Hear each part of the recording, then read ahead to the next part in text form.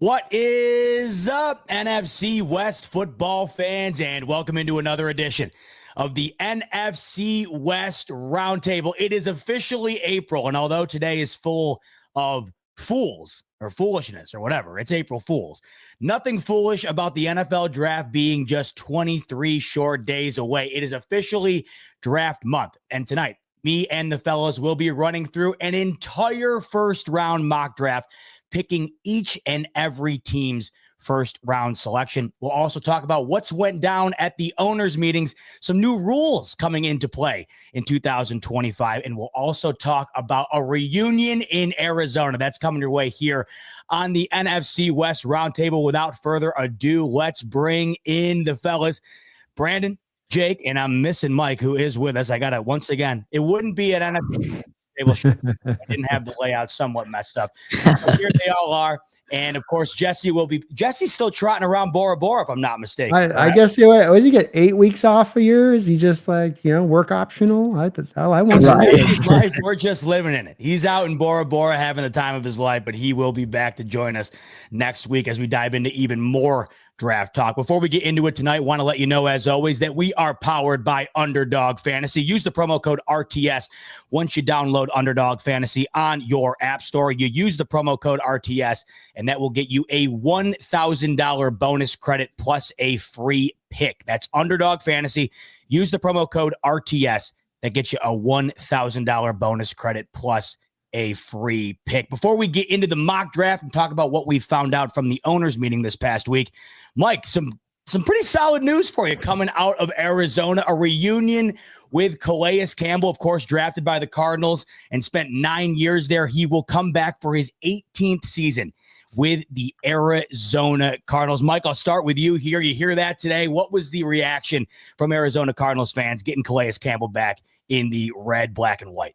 Excitement, man. Excitement all around. I think when Calais Campbell, I know there was some fans that, obviously when we had the free agent talk, a lot of people were always talking about Calais Campbell, but I always kind of told myself, he has really no ties with the current regime with Monty as well as Jonathan Gannon, but this is a fan favorite, and he's been a fan favorite since the moment he left the Arizona Cardinals. Now, it was really sad to see him depart when he did, going over to the Jacksonville, but I understood it, right? Honestly, at the end of the day, this is a business, right? So, gotta look out for, obviously, security. Gotta look out for your family. You got bills to pay, right? Just like everybody else does. So there was no bad blood, at least in my end, and I think for the most part, most Cardinal fans feel the same. But this is an absolute amazing move for the Arizona Cardinals. I'm actually kind of curious to figure out who exactly was the one who actually pulled the trigger. This was like a Michael Bidwell thing, because he's always been a guy that, we always kind of thought behind our mind, we don't draft very well, but, especially in that era, he's one of those guys that we felt like he kind of got away from us.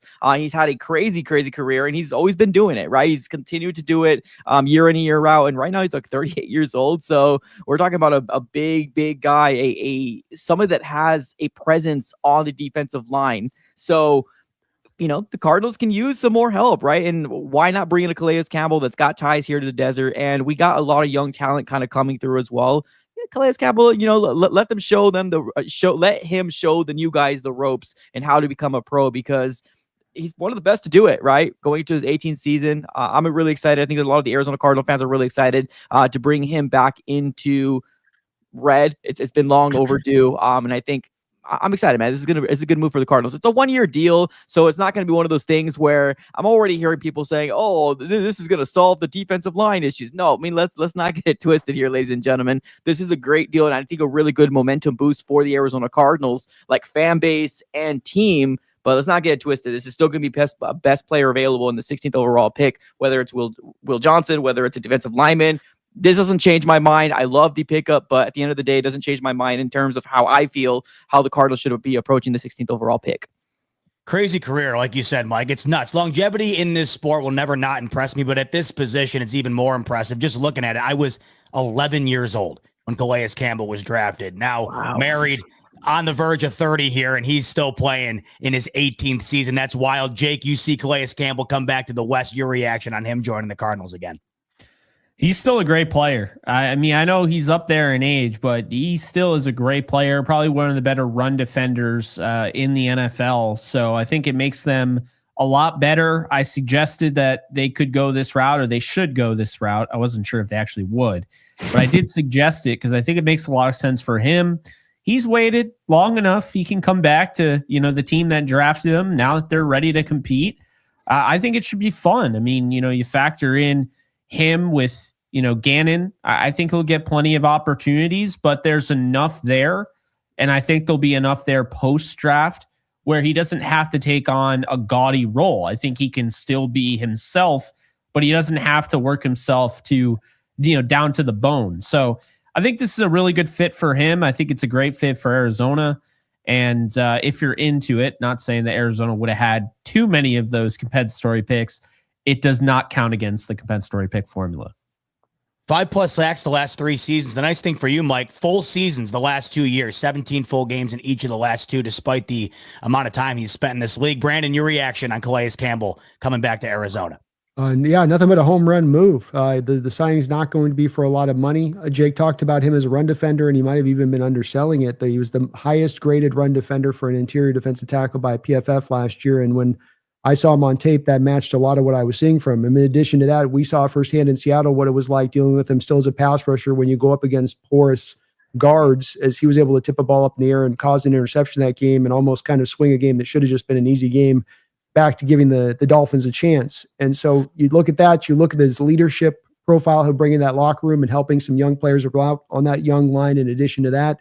And it fills in a need that you don't have to go draft now. So it only helps you back into the further into the area of drafting for value and getting the draft on top of it. I think he goes year by year. That's why you don't see it as a multi-year move. I'm sure he's like, look, I'll take this 1 year at a time. Right. So it all makes a lot of sense. He's going to still think I'd be a problem. Yes, is it rotational role? But this is how, to me, you build a great defensive line in the NFL. This is the Eagles' approach to it. It's not about just getting your frontline dogs. It's about having a great whole kennel, if you were. Calais Campbell's career can now legally vote. And in his 18th season, he will be in Arizona. It'll be interesting to see how that pans out for Mike on that defensive front. Like you mentioned, Mike, I mean, it could be maybe not the end-all, be-all, but certainly an added piece for the Cardinals that could help them take that next step defensively this upcoming season. This past week was the owners' meeting. A lot going down, including the infamous coach's photo. I love seeing that every year, everybody lined up with that big photo. It's funny how it changes so frequently every single year. But what also changes frequently is the rules. And that was no exception this this owners meeting, rather. A few rule changes going into 2025 and a few of pretty considerable note. One that I know stood out to Jake and also stood out to me, and this is the one I want to start with right now here, fellas. So obviously last year, the kickoff formula was brand new. The NFL reintroduces the way that we view the kickoff. It goes from the traditional style to more of that Tecmo Bowl type style where everybody's kind of lined up waiting for the receiver to touch it. Once they do, then that's when you engage. But if there was a touchback, it would go out to the 30. Now, there's an additional 5 yards tacked onto that, out to the 35-yard line. When they voted on this last year, fellas, this was what the original plan was, but they decided to go with the 30 instead. This year, the 35. And my immediate reaction is, man, offense has already been about as good as it's ever been in this league. How much better is it going to be, or is it going to be a bit too much? Mike, I'll start with you. I know it's only 5 yards, but you're 15 yards from the 50 now. Your thoughts on getting the ball at the 35 on a touchback?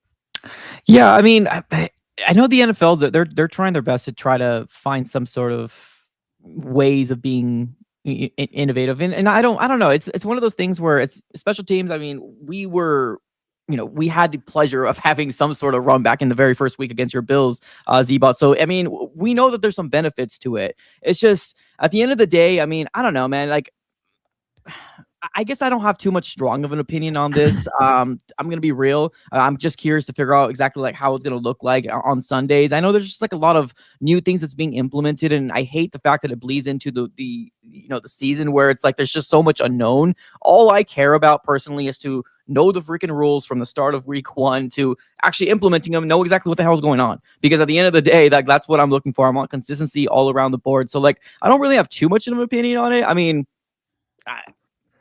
it is what it is. I understand that the 5 yards it can help, but I mean, I don't know. I want to see what it looks like here in week 1 before I make a real opinion.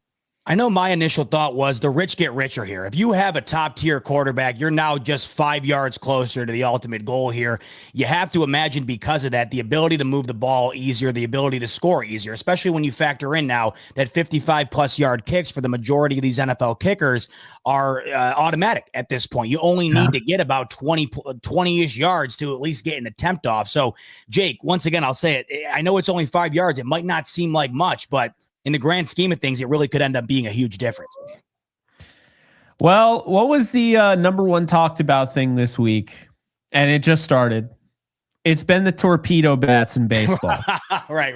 Everyone is talking about the torpedo bats. What do the torpedo bats imply? Offense, right? I don't have to tell you. I cover the Yankees. They scored 20 runs. They have 17 home runs in 4 games. People are all about the offense. That's what gets the casual viewer to watch. I think that like they can dress it up however they want. Oh yeah, it's going to go to, the 35 here. Look, they're doing it to improve the offense. They're also doing it to make games. We always hear Scott Hansen, the witching hour.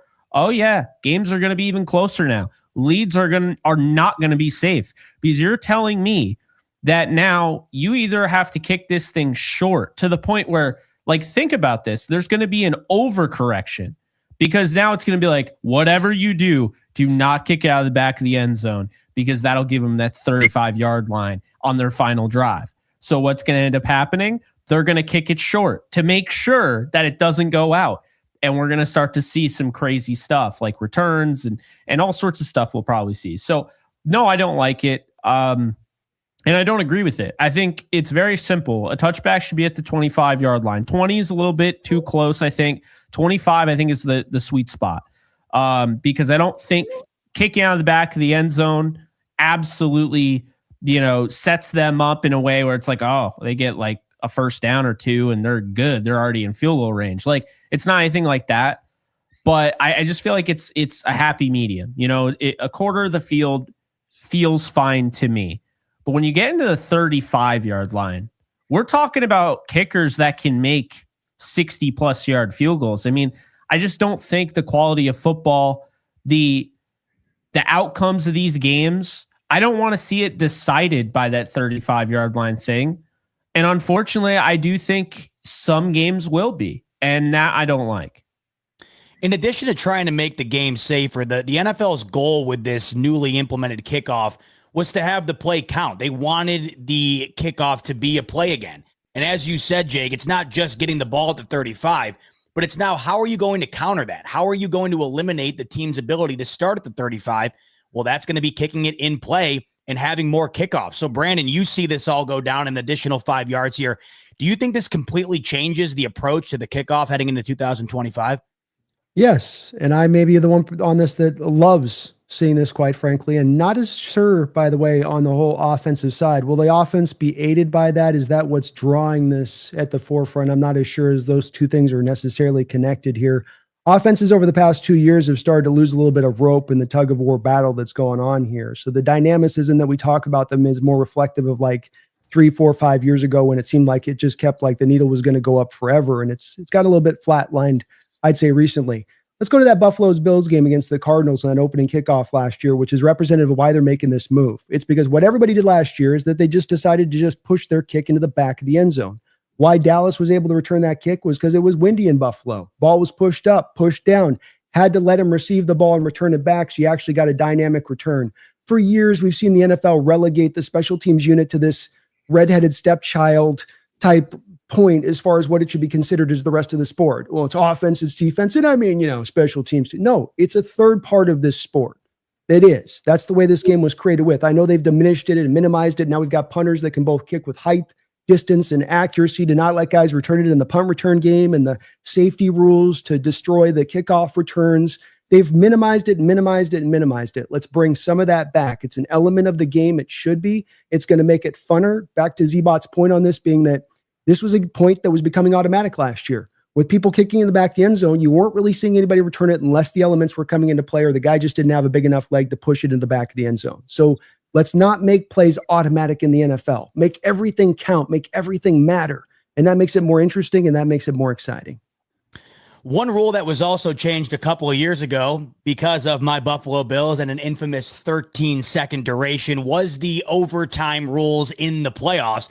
Those rules are now coming to the regular season. As you probably know by now, of course, you saw it in the Super Bowl, Jesse's Niners, and of course, many of you joining Niners fans against the Kansas City Chiefs. There is an opportunity for both teams to touch the ball in overtime. We've talked about this on here before. We think that that's the best way to do it. And we always were kind of confused why the rules changed in the postseason compared to the regular season. This is the first thing I thought of, fellas, because I remember the conversation we had about this where we're like, why are we completely switching the mindset, almost making it seem like other games, even though they are more important playoff games, we're kind of making it seem like the regular season games are at a discount competitively because of the way these rules are set up? No longer. The playoff overtime rules are now making their way into the regular season.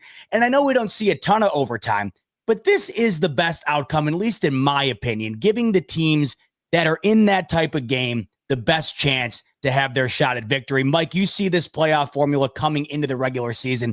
Are you in favor of the move to kind of have the ability for both teams to have a crack at it in overtime here? Hell yeah. Oh, absolutely. Yeah. And, we go back to, just tragic things that we've seen in the regular season that affects seeding and to go into the playoffs. So I do feel like this is a big deal and it should be something, because I always kind of sometimes forget. And I kind of consider myself a guy that obviously is so involved with, my own team that, the football rules that like I literally forgot that at one time where it didn't switch in the regular season. I was like, I thought we got a chance to do, but you don't in the regular. But I love the idea of it being the same, create some consistency, give the other team that has worked their tail off to get to that point at the end of regulation to actually try to get those same 7 points that you gave into the other guy. What flip coin or a coin flip's going to decide who's going to pretty much win that game, especially if it's the freaking Chiefs. No, hell no. I'm looking for some consistency. I would love to see the opposing team getting some sort of chance. If they don't, they blow it and they don't go for it, then good. I mean, okay, well, then at least we can say that they tried. But yeah, I'm all up for it.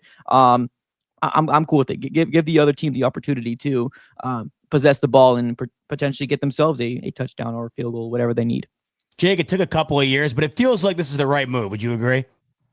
Yeah, absolutely. I'm of the belief that it should just be a full-on overtime, like a quarter, 15 minutes. I don't think it should be, sudden death. I think the college game doesn't get a lot right. The 1 foot in bounds, the targeting is outrageous, but the one thing they do get right is overtime. Now, I wouldn't put it so close where you have 6 overtimes. I think that's a little ridiculous, but score until the other team doesn't score. I do like that. And then you force them to go for 2. I like that as well. So I would prefer something like that, but this is a good step in the right direction. The idea that it's sudden death because of player safety, but then we throw player safety out of the window because it's the playoffs. That is not like a normal argument. That's not a valid argument. It's just a contradiction, and I'm tired of pretending like it isn't.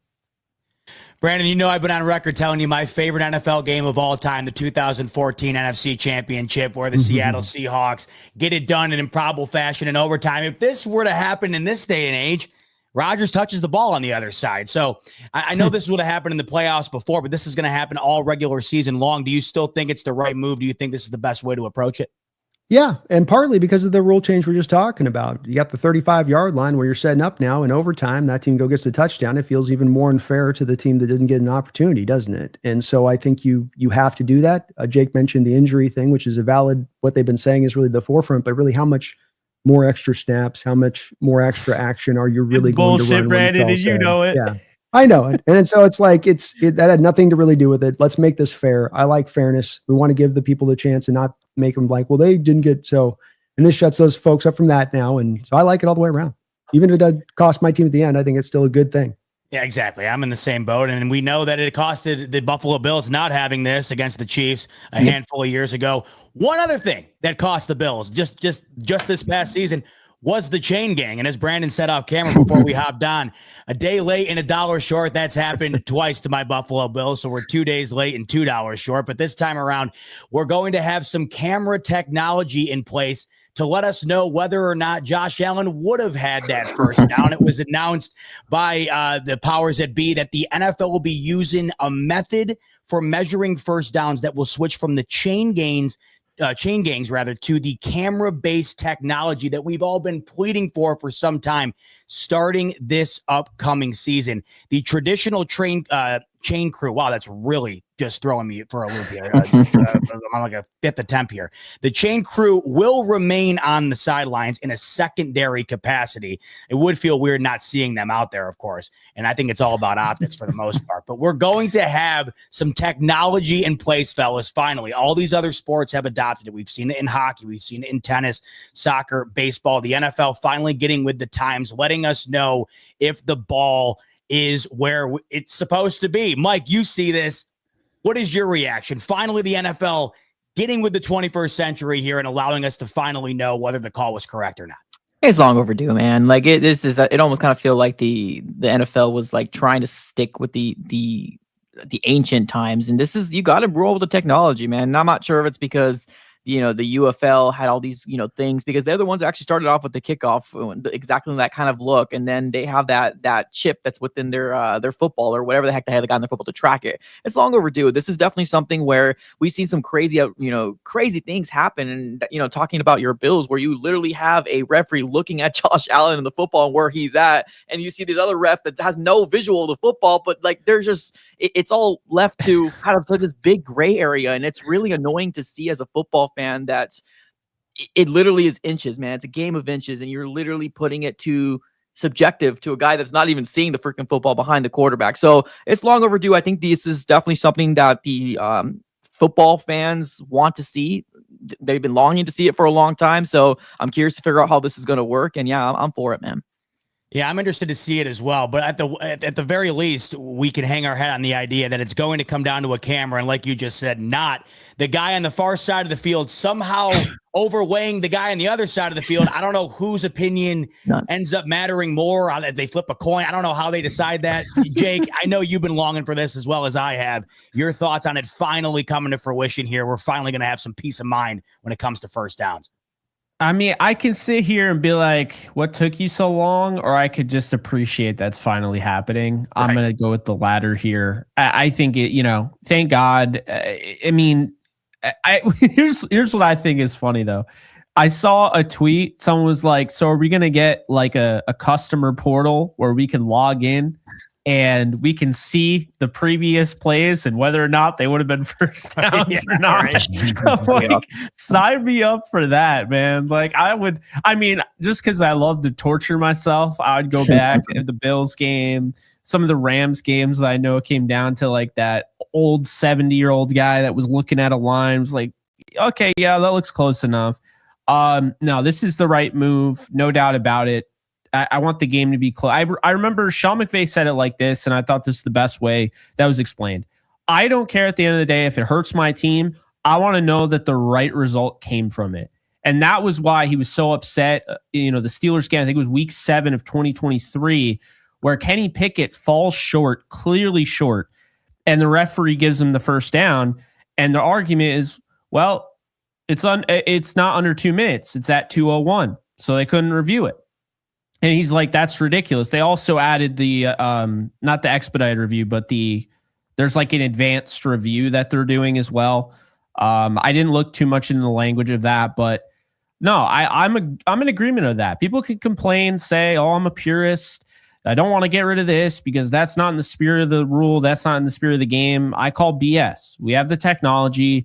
I don't care that a 70-year-old man isn't looking at it. I want to get it right. It's why I'm all for robo-umps in baseball. It's why I'm all for the idea of using, video review in hockey. You have it, use it. If you want to make the argument that it's going to, and this is always where people's minds go, is that when you make any sort of adjustment, people start to care about how it affects statistical output and how you can compare in years past.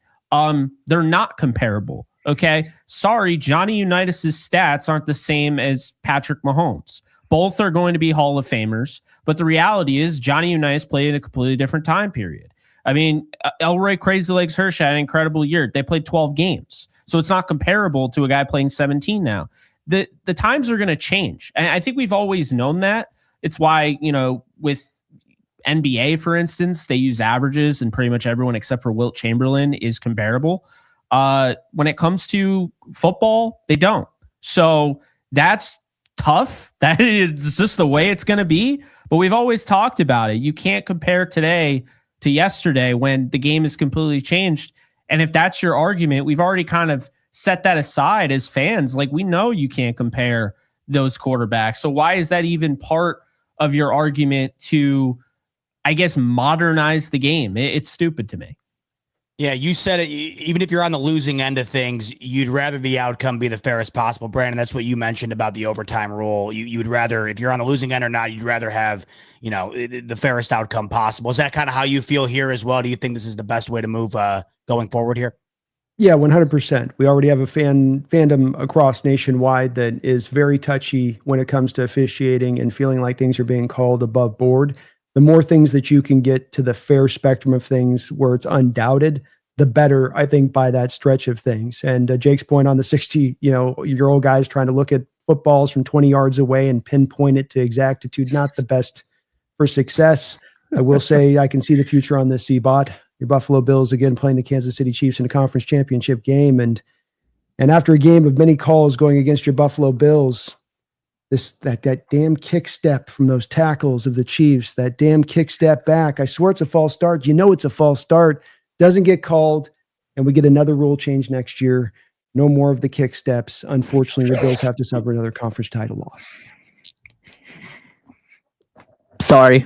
I'm watching some baseball here on the side. And for the people in the chat saying baseball isn't a sport, Amtaz baseball. I just remembered you're the Arizona guy. And I I have the feed in the corner. Yeah.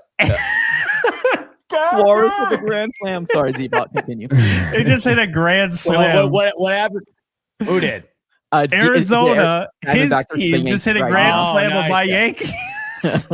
And I was like delayed because it's in the corner and I'm listening to Brandon and I just see and I'm like, and I start seeing AZ Sports Fan at the bottom. I put two and two together and I'm like, oh no. I'm a big I was wondering if the Cardinals made another signing because he was just snapping off. I was like, what's going on here? And back to your point, Brandon, I thought you were going to say when it comes down to the final moments for the Bills, just when you thought they had everything right, the cameras malfunction, they have to go back to the chain gang, and then they bring out. Remember when Gene Steratore brought out the half-folded piece of paper? It was an index card. Remember they put it between the. I think it was Gene Steratore. They put it between the football and the chain. That's how it'll end up going, I'm sure. Speaking of Gene Steratore, by the way, I mean that guy. I've never been more jealous of a guy in my life. They got him running all tournament here, and I can't imagine what CBS is paying to have him on retainer. But it's year round. He's sitting there. Every time they bring him in, he pretty much is telling us what we already know. And I think that's probably why Gene Steratore just came to mind here, because I'm watching the college tournament over the weekend, and that guy is on my screen every 15 minutes. CBS is getting the most out of him. A couple more things before we move on to the mock draft, by the way, in terms of rule changes. There is going to be more use of, speaking of technology, there's going to be more use of the replay system when it comes to flags being thrown on the field. So if there's an errant flag thrown, it can go up to the replay review and it can be picked up. One thing to note on this move, though, that we've all found to be a little bit strange is that they can't go back to the review and throw a flag down on the field. This is only for flags that have already been thrown. Kick it up to review. They'll overlook it from there. But if you're thinking back to that Sam Darnold face mask last year that everybody remembers on their final drive that was so egregious that wasn't called, that still won't be addressed in the review system here. So maybe that's something ridiculous down the line here. Yeah, I know. I agree. I don't know why you do one but not the other. But as we saw with the overtime rule here, sometimes they introduce something, in a phase, and they continue to add on it. Maybe that'll come down the pipe here, but that's one thing of note. Also, the hot topic of the tush push has been tabled. They will not be voting on it at the owners' meeting this week. They actually voted to table it to next month. I'm shocked at the amount of coaches that have such staunch belief on either one side of the fence or the other when it comes to this. Interested to see what ends up happening there. I could care. I mean, the Bills, they were great at it when they didn't need to be, I guess is the best way to put it. When they needed it the most, it wasn't there, but we'll see. It's not like every team runs this religiously. So in terms of safety, though, the one thing I find a bit strange when we were talking about safety a little bit earlier, really hasn't been any documented injuries on this particular play. So, Jake, I know you got something to say about this, because this is one of those plays where it just feels like it's not football, but at the end of the day, in the spirit of football, if you can't stop it, kind of on you, I guess. What's your take on this particular play and how you think they're going to move forward on it next month? So I went through a bunch of plays on tape that resembled the tush push. Mm-hmm. And what I found were there were some illegal formations called, none of which were on the Eagles. The 49ers tried it. They were called for it. The Ravens tried it once. They were called for it. Even your Bills were called on it. And I'm kind of the belief that the Eagles, because they made it famous, it's like, even though the helmet is way past the line of scrimmage, they're just totally fine with the way they line up. But like the Niners tried the same thing and it was actually legal. And mind you, I'm a Rams fan, so I'm an unbiased participant in this conversation. They called a penalty on the Niners. And I just feel like it's gotten to be, well, it's the Eagles thing, right? You know, they had the Philly special. Now they have this. And once again, I'm going to go to what McVay said. He said it's a rugby scrum. I don't have any issue with it because they're good at it. I have an issue with it because of player safety. And, you know, they've said there's no documented injuries, but I remember Chris Jones having an issue with his neck afterwards. Like that is an injury, you know? And I think you can't have a play where you can just basically automatically get points at the goal line. And that Washington game, you know, in the NFC title game, what are they supposed to do? People are like, maybe they should stop going off sides. Hate to break it to you, you're going to have to jump the snap if you want to stop that at the 1 yard line. Okay. And then, of course, Hockley comes out and he's like, if this happens again, they'll be automatically rewarded the points. I'm like, if that doesn't tell you, I don't know what will. So to me, I thought the NFC title game really showed the loophole and the issue with this rule. But this is also coming from somebody. I watched the Rams stop this thing in the NFC divisional round. Okay.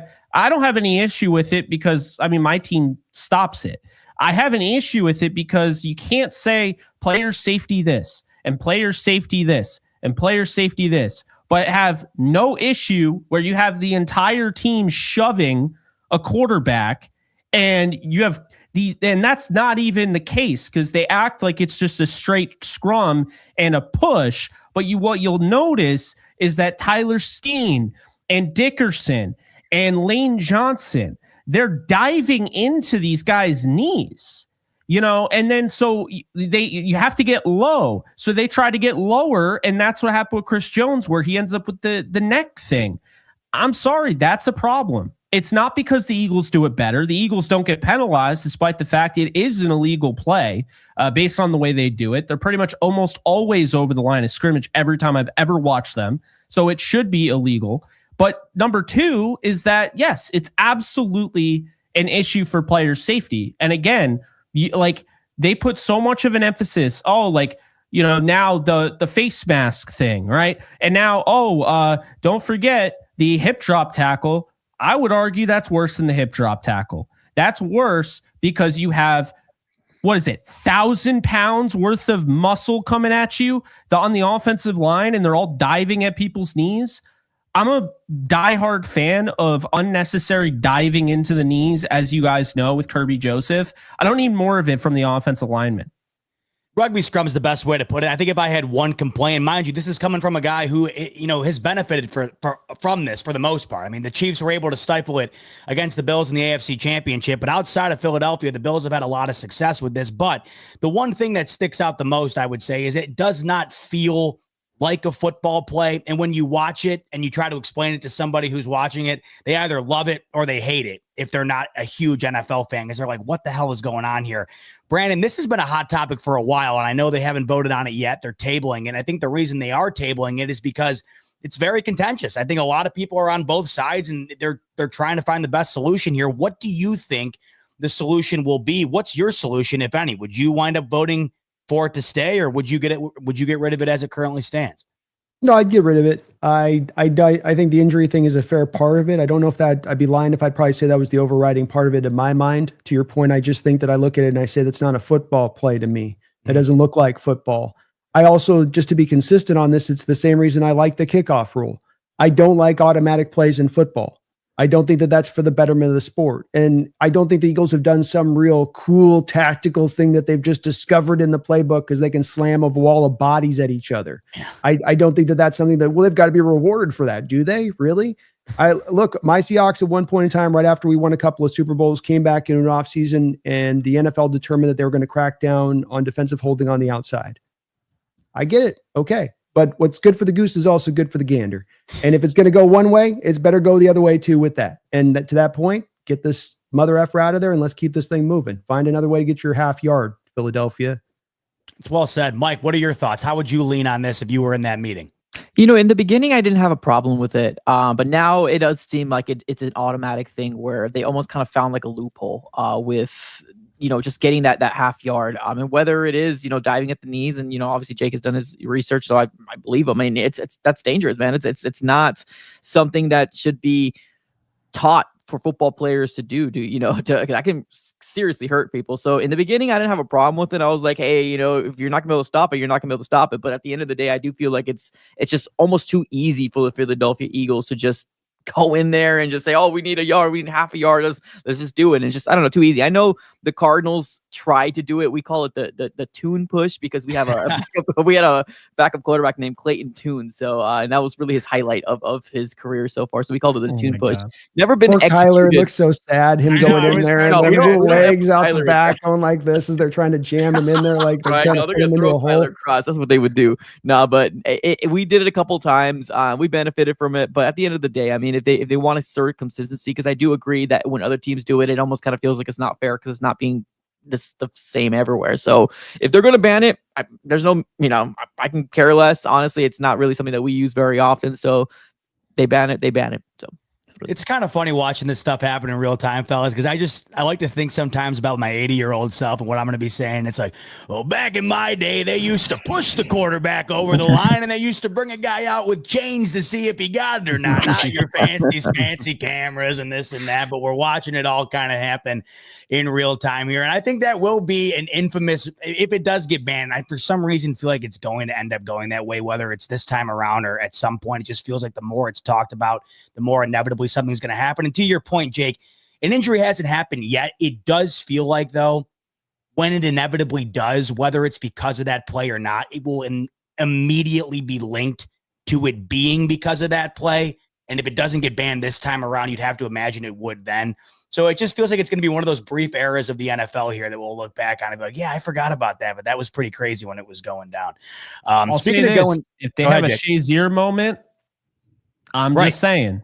And that's the thing. Well, that's the whole thing with the kickoff. I mean, I look back at, Kevin Everett for the Bills, and that was when I was growing up as a little kid. And, when you have these guys going full force like they were, that didn't happen often. But, man, when it did, you didn't forget it. And that, of course, is what the NFL was trying to get out of that play. And I think that it could be something waiting to happen. They're probably trying to be proactive about it. But it just feels like if they don't get out ahead of it, if and when that does happen, it feels like that would be the last straw in order to get this play out. But we shall see. They're going to be voting on it next month. And once again, they're tabling it, not doing it at the meetings this past week, but they will get in on figuring out whether or not that play will be around in 2025 next month. Speaking of this month in 2025, the draft, fellas, it's almost here. We are officially in April. We are a little over 3 weeks away. In fact, I believe it might be, 3 weeks from Thursday. So 3 weeks and 2 days, 3 weeks to the day coming up on Thursday. We will have the first round of the NFL draft. Tonight, we will have the first round of the NFC West mock draft, where we go through each and every pick of all 32 picks in the first round. That's coming your way in just a second. Before we hop into it, let's hop into your super chats real quick. Let's go to John first. John Naylor coming in. He's saying, love to see the Avengers return. He's saying, what am I looking at here? QT, talking question. Quentin, Yeah. quotation, question. Question. Feels like that might have been the easiest choice, and I don't know why I was dancing around it the way I was. But the question is, salary considerations aside, say that 4 times fast or 3 times fast, who will be the most effective West Division quarterback at the end of 2025 ranked? So I guess the best way to put that would be, who will be the best quarterback in the division at the end of the year? Stafford. I think that's probably where I'd put my chips on. Yeah, I think they're gonna, if even more so if they get away with it this year, lean into that running game as much as they can and try to keep him fresh as they get down the home stretch of this whole season. So it's probably less pass happy than ever before. So he'll be at his most efficient on the back of that, I think, ideally from the Rams' perspective, and I could see it playing out that way too. Yeah, I'm not gonna act like I'm gonna put Kyler in there. I'm gonna do Stafford. Yeah, we don't we haven't done anything for our offensive line yet. Like Niners are, they've taken a step back. It's hard to kind of not to look at anybody else and go with this one. Yeah. It would not be an NFC West roundtable if Dave did not come in and at least say Lyle or don't pay Brock. This time around, it's not paying Brock. Dave I'm hearing it's a sure thing, Dave. I'm hearing 50, 55, 55. Sounding so good. Sounding so nice. Please. Big old bag. Make it happen. He's begging though. He prefers he gets fired altogether. He's had enough. He wants no money going to Brick. I prefer they pay him and not draft Shador. I actually think Shador would be scary because you'd get him on a rookie deal, and I think he'd fit that offense very well. I watched a lot of his tape over the weekend, and I think he's a lot better than I gave him credit for. Potential sneaky move coming up in the would give him leverage. Mock draft here that'd be crazy. You imagine that? Edwin's coming in. So I just got back from Portland, says Edwin. Went to see Papa Roach and Rise Against. Come on now, that's Edwin. where I went last week. A good time. You were there too, Mike. That's the concert I went to last week. It was so freaking good, man. So damn. Hell yeah. Well, Edwin goes on to say, start thinking if each of you could pick a band singer to represent your team, who would you pick? I love that. Metallica is who Edwin would pick for the Rams. Mike, you said you went to this show. First of all, how was it? It was killer? Oh man, it's so good. My wife's more of a Papa Roach. She likes Rise Against too, but more Papa Roach. I went for Rise Against, and my goodness, they are so darn good live. It just brought me back. It's just when you got like you're older now, and these are all the bands that you used to listen to like in high school and 8th grade and stuff like that. It feels good that now you got money to actually go and throw a drink back, hang out with your wife, and you're just listen to old tunes that made you happy back in the day. All these guys are back on tour, by the way. I mean, I even saw recently the Jonas Brothers are back on tour. Like, it just feels like everybody's back on the trolley. Mike, for the Cardinals, who's the band you'd have representing Arizona? Dang. We don't really have any, that's a tough one. I'm going to say Tom DeLonge from Blink-182. I know he's more of a SoCal guy. I'm just going to go just because that's the first came to my mind. So Tom DeLonge. I would never pass up on some Blink-182. Nice choice. Jake, the Rams, Edwin's got Metallica for the Rams. Who do you have for the Rams? I mean, I'd be biased because I'd go with my favorite band, Starset. But if it had to be somewhat I guess I'd go with Rage Against the Machine because Tom Morello is a huge Rams fan. So I'd either go with Rage Against the Machine or, Mark Hoppus is a Rams fan. He has a Rams logo on one of his, one of his music videos. He has it on his guitar. I'd probably go with Rage Against the Machine, but if it were up to me, I would choose my favorite band that doesn't have a lot of publicity, and then a lot of people would find them. So, yeah. Well, Rage is a killer choice. Brandon, you got your work cut out for you. A lot of good music coming out of the Seattle area. Who would you take for the Seahawks? Throw a coin and pick one. Unfortunately, do I have to go with the live? I would say factor that in. Yes, factor that in. Okay. Probably we'll give the nod to Pearl Jam on this one. Mm-hmm. Those guys are still kicking and rocking, doing what they're doing. And hell, band, I was a big fan when I was younger. I'm still like them, but not definitely as a lot better when I was younger. But I like all of the bands out of here. It's not just because I'm born from raised from there, but Alice in Chains and Soundgardens and go down the list of those. They're all awesome. So any of those you pick would be great. You should have said Temple of the Dog. Temple of the Dog, throw them in there, man. It's literally any of them you can pretty much pick, and you're not going to go wrong with them.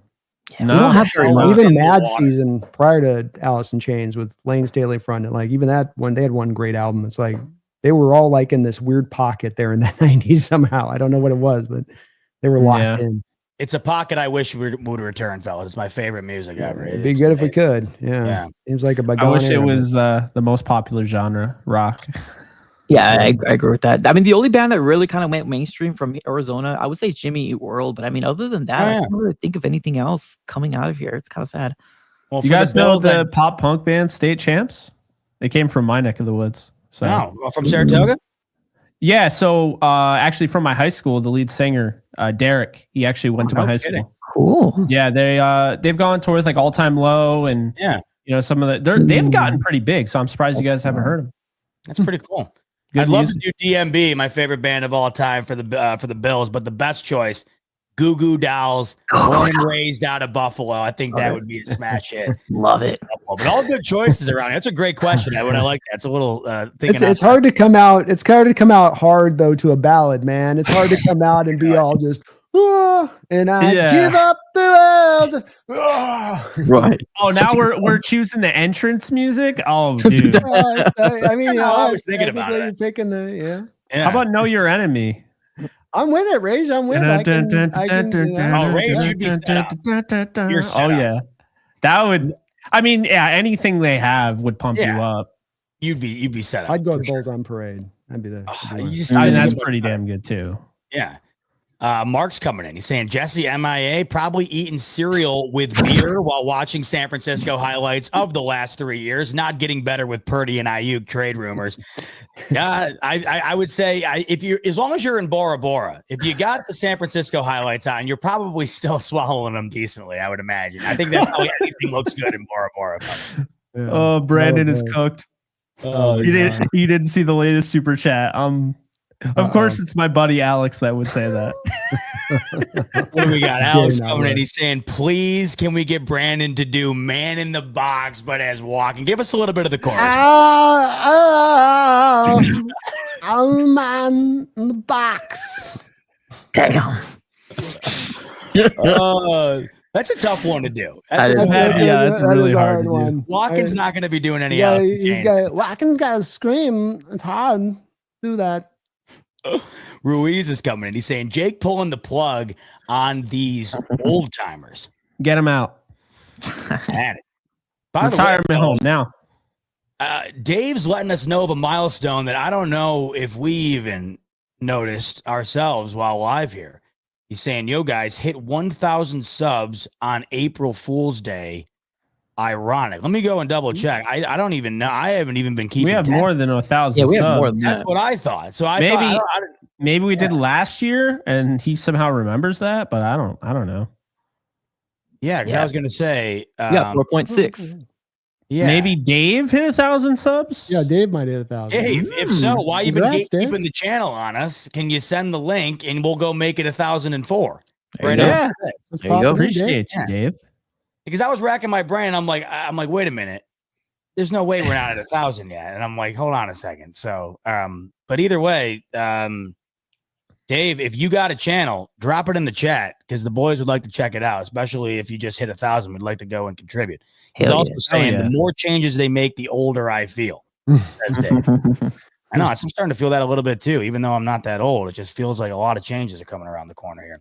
Raymond's coming in. You guys getting watching y'all has nostalgia feels bringing me back to last season. Love this group, or just missing Jesse. I can't wait for this upcoming season. Raymond, big time appreciation to you. And yeah, this every time we hop on here, it gets 1 week closer to the NFL season. We get that nostalgia feeling too. Every time we're talking ball, we're getting excited. And as I mentioned, we're officially in April, so we're getting that much closer. We got draft talk, then we got the draft, and then it's when it really starts to pick up. It feels like it starts motoring. The summer comes around, and then boom, before you know it, football is back. Ruiz rounds us out here before we dive into our mock draft. Ruiz is saying, please explain the tush push is not a QB sneak. And yeah, we pretty much went over that. It's way different. It's essentially 11 guys just piling on top of one another and gaining the yard.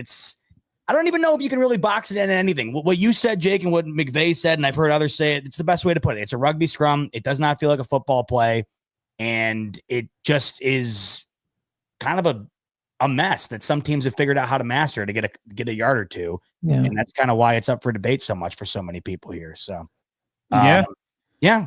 Once again, we'll find out what happens with that in a month here. I'm interested to see. It does feel like there are those that are on either side of the fence are very passionate on either end. I know Mike Vrabel came out and he made a good point where he was pretty much kind of saying, if you can't stop a play, it doesn't mean we just can't get rid of it. But I think there's more to it than just that with this one. And Jake, such a Mike Vrabel answer. That dude, like you look at his face and you're like, he's physical as hell. His football team, everything that he embodies, that doesn't surprise me because all Mike Vrabel would want to do is stop it. That's all he would want to do. I about it too in the beginning, but I mean now it just kind of got to the point where it's obviously a loophole. Like they figured some shit out. So I mean, I don't even care about necessarily like my team because like I said, like the Rams stopped at the goal line in the NFC divisional round. So it's beatable. It can be beat. It's just I really think it's the player safety and everyone focuses so much on the neck. And I do have an issue with the neck. Again, Chris Jones. But the knees, man. I mean, you can't be losing big time premier defensive players like the way you lost Aiden Hutchinson last year, and like stuff like that is how you lose him. I'm not saying that was how but you talk about all these helmets and all this weight flying into, the thigh board. I mean, that's just it's not good. So that's really my biggest issue. And that's the thing that I don't like is that the Bills are getting clumped into it. And I've watched Josh Allen just move forward. Like he's not getting shoved and the Bills offensive line isn't diving into people's knees. They're just blocking normally, which is how a QB sneak is. But when you start to get into like, oh yeah, those cut blocks, but you have 5 guys doing it, well, that's an issue. So you wonder too in the regular season, especially on this and stopping it. In regular season game, your regular season player, it's a 3rd and 1. Eagles got it at the 45-yard line. How many times did those guys not stop it? Not because they were basically pushed backwards by the bigger, stronger Eagles defensive line, but because they were making business decisions at the defensive line going, look, it's a mid-season game in the second quarter. We'll stop them on the next 3 run. It's a good point. And I think the point that's being made here, and Tyrone's coming and he's saying, people dive at the knees in the QB sneak. The difference with this one is that it feels like it's a collective effort amongst the entire unit. And I think the one thing that you mentioned here that I really hadn't considered, when we're thinking injury, I've always thought of a guy like Jason Kelsey being at the bottom, and it always blew my mind. Like, how the hell does he get up every time? He's got a tractor trailer's worth of men on top of him, and he gets up every single time. It's the defensive side of things, though, that's interesting. I think it's probably the end you don't think about because they're not the one running the play. But as you mentioned, Jake, I mean, these are the guys that are taking the brunt of that lunging by this entire unit. So I know we do see this on other plays, but it's this particular play that has the entire unit doing it collectively. And I think, Brandon, you said it best. It's one of those type of plays where you almost just take it as it is. What's the point of defending it? We're either going to get hurt or we're going to allow it anyway. So you just kind of give it up to begin with. So that's why there's so much surrounding this play. That's why it's such a hot topic, and they're going to be voting on it in a month from now, and we'll see if we'll ever be bringing it up again. To clarify, by the way, about the 1,000 subs, Dave does have a channel. Let's go. And it Dave. did hit 1,000 subs today. So yes, congrats. And also, Dave, drop that link, baby. The boys want to go show you as much love as you show us. We want to check it out. No doubt. Oh yeah. But congrats to you, Dave. 1,000, huge milestone. So big time congrats to you. And all this time, you never let the boys know you have a channel. And we'd love to check it out. So let us know. All right. Without further ado, fellas, let's dive into a little bit of mock draft action. I have it up right now over on Mike. Go ahead. Yeah, just real quick. Yeah. I'm going to be dropping off right here. Don't fail me, guys. Don't fail me. I'm going to be dropping off. I got the move to do. Candace Grant. Candace Grant. I'm cool with it. As long as it's before Brandon, I'm cool with I was thinking Jordan James, first round for you guys. That's where I've been sort of pigeonholing him into that area of things. All right, y'all. I'll watch this back. Later, guys. Mike, we'll make sure you're in good hands. I promise. Thank you. Later. Have a good one, Mike. Okay, brother. So Mike's bouncing out. Mike's in the middle of a move. I am as well. And I don't know how recently anybody in here has moved, but it blows. So I completely feel Mike, what he's got going on right now. It's never ending, I'll say, fellas. Once you think you're done, there's one more box. There's one more thing that's got to go here. There's one more thing there. So I feel Did that last May. I don't plan on doing it until maybe next year. Oh, so you just did a full move yourself not all that long ago. Yeah. Brandon, you've been I don't locked down for a even- while, or? I did last March and it was Oh, awful. Yeah, I went from I did the U-Haul truck from Seattle to San Diego in one day. And that Ooh. was white knuckling Wow. it all the way on that one. Did you do the 20-inch or the big dog, or did you have the little one? No, I went the little one. I'm vet. Don't do the big one. That's I once got down an Oregon freeway and was going a little bit too fast and started doing this move, and the wheels started going dunk, dunk, dunk, and I'm like, and, you I did the big one, and So did I. We didn't really easy. have a spot to park it, so we just took up like almost the entire sidewalk. Like they have the built-in spots, so we took off an entire strip, and people were like, "Where the hell do we park?"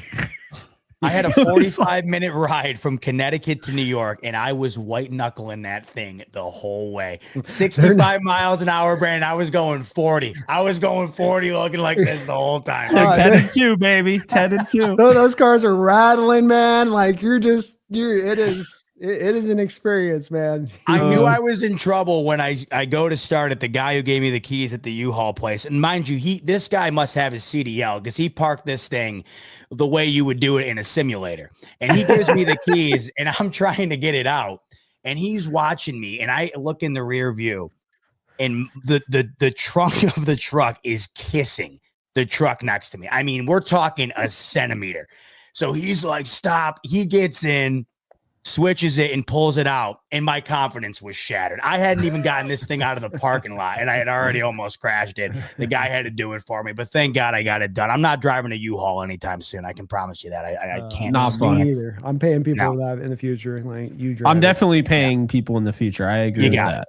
You got it. It's worth the money. No doubt. All right, fellas, PFF, that's what we got our mock draft up on right now. What is your ideal settings? What do you like to roll with when you hit on the mock draft on PFF? Because they kind of let you determine how you like to roll here. So we got speed. We'll keep that, moderate, right? It's either way on that. I mean, we're going to be picking each pick. So it's. It doesn't matter because we're picking each pick. I like the public versus PFF board. I like that all the way to public because consensus tends to be right, in my opinion, more than PFF's board can be right. Maybe a little bit more care for positional value because that's the way NFL teams work. But again, we're picking these picks, so it's through the first round. Yeah, it just hit me that none of this matters. So of course it doesn't. That's why I brought it up. All right. Without further ado, fellas. The 2022 NFC West Roundtable first round mock draft has begun, and the Tennessee Titans are on the clock. This is seeming to be more and more of an easy pick by the day, fellas. Are we locking in Cam Ward here, or does anybody else have something to say? I'm locking in Cam Ward. It's Cam Ward all day long. This is an easy one. Yep, that seems to be what the general. He's a really good quarterback, too. I want to make that clear. I understand he might not be a top 10 first, prospect in this draft, but they're getting a good one, and obviously the positional value is trumping everything there, so which I can't hate on. Yeah, he's one of those quarterbacks that just seems to be able to do everything somewhat well, and in terms of the sheer power and the strength and the overall size, if he winds up hitting, I mean, he could be dangerous because he just has that freakish athletic build, and obviously Tennessee has been looking to get a quarterback in place for a while now. They have their opportunity here, and who knows, Cam Ward could be the next great in the AFC, and that's what Tennessee's hoping for. Speaking of teams that have been hoping to find a quarterback for some time, I don't think anybody in the league has been hoping to find a quarterback longer than the Cleveland Browns have, but this is where it does start to get interesting. A lot of people might say, hey, you know what? Shador's there. Let's do it. Others are saying, I don't know if Shador's worth that high of a pick. We have other areas of need. We'll address it at 2, or we'll trade back. We're not going to do trades. Or unless do you guys want to do trades? It's up to you guys. No, it gets too hairy. All right. Well, so we'll keep it as is. So no trade consideration here. Brandon, I'll start with you. Cleveland, it's a unique position because obviously they'd love to get a quarterback. They'd love to have a replacement for Deshaun Watson here and ride off into the sunset, but it might not be as easy as it looks. So what do you think Cleveland's approach is here heading into the draft in a couple of weeks?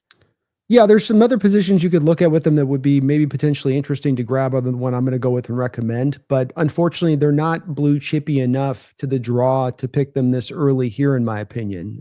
Even in a guy like Abdul Carter's case, I don't know how real the medical stuff is, but it sounds pretty damn legitimate as far as there being some legitimate concerns from NFL teams, at least as far as talking about him in top 5 range of things, maybe top 3 range of things. And especially if it's in consideration of not going with a quarterback on the other side of it. A Hunter is maybe a little bit of a draw here, but I think when it's all said and done, when Cleveland looks at their situation, they know Deshaun Watson is not the future. Kenny Pickett is the only guy on deck, according to the depth chart I'm looking at right now for that team. So, Wilson's off the board. Where else are they going to go? I mean, maybe they can make a trade for like a Saints Derek Carr or something, but this is a team that wants to still try to compete, whether you believe in them or not. They still want to do this. They just re-upped the Myles Garrett contract. They're still trying as they can to make this go. So I think that leads them back to trying to get the quarterback and fix that, because they look at that as being the big problem over the head of their team. We got great coaching. We've got a great core. It's been our QB position that's really been holding us back in recent years. Jake, your thoughts? I actually don't think they're going to go with Shedeur. I could see him go there, but I actually think they're going to trade for Kirk Cousins and reunite him with Stefanski. That's what a lot of the buzz seems to be. And you don't do that unless, you like somebody at the top. I think they are going to go with Carter because I think they want to pair him up with Garrett. It just feels like that's the guy that they want. So I guess Z-Bot, you're the tiebreaker here.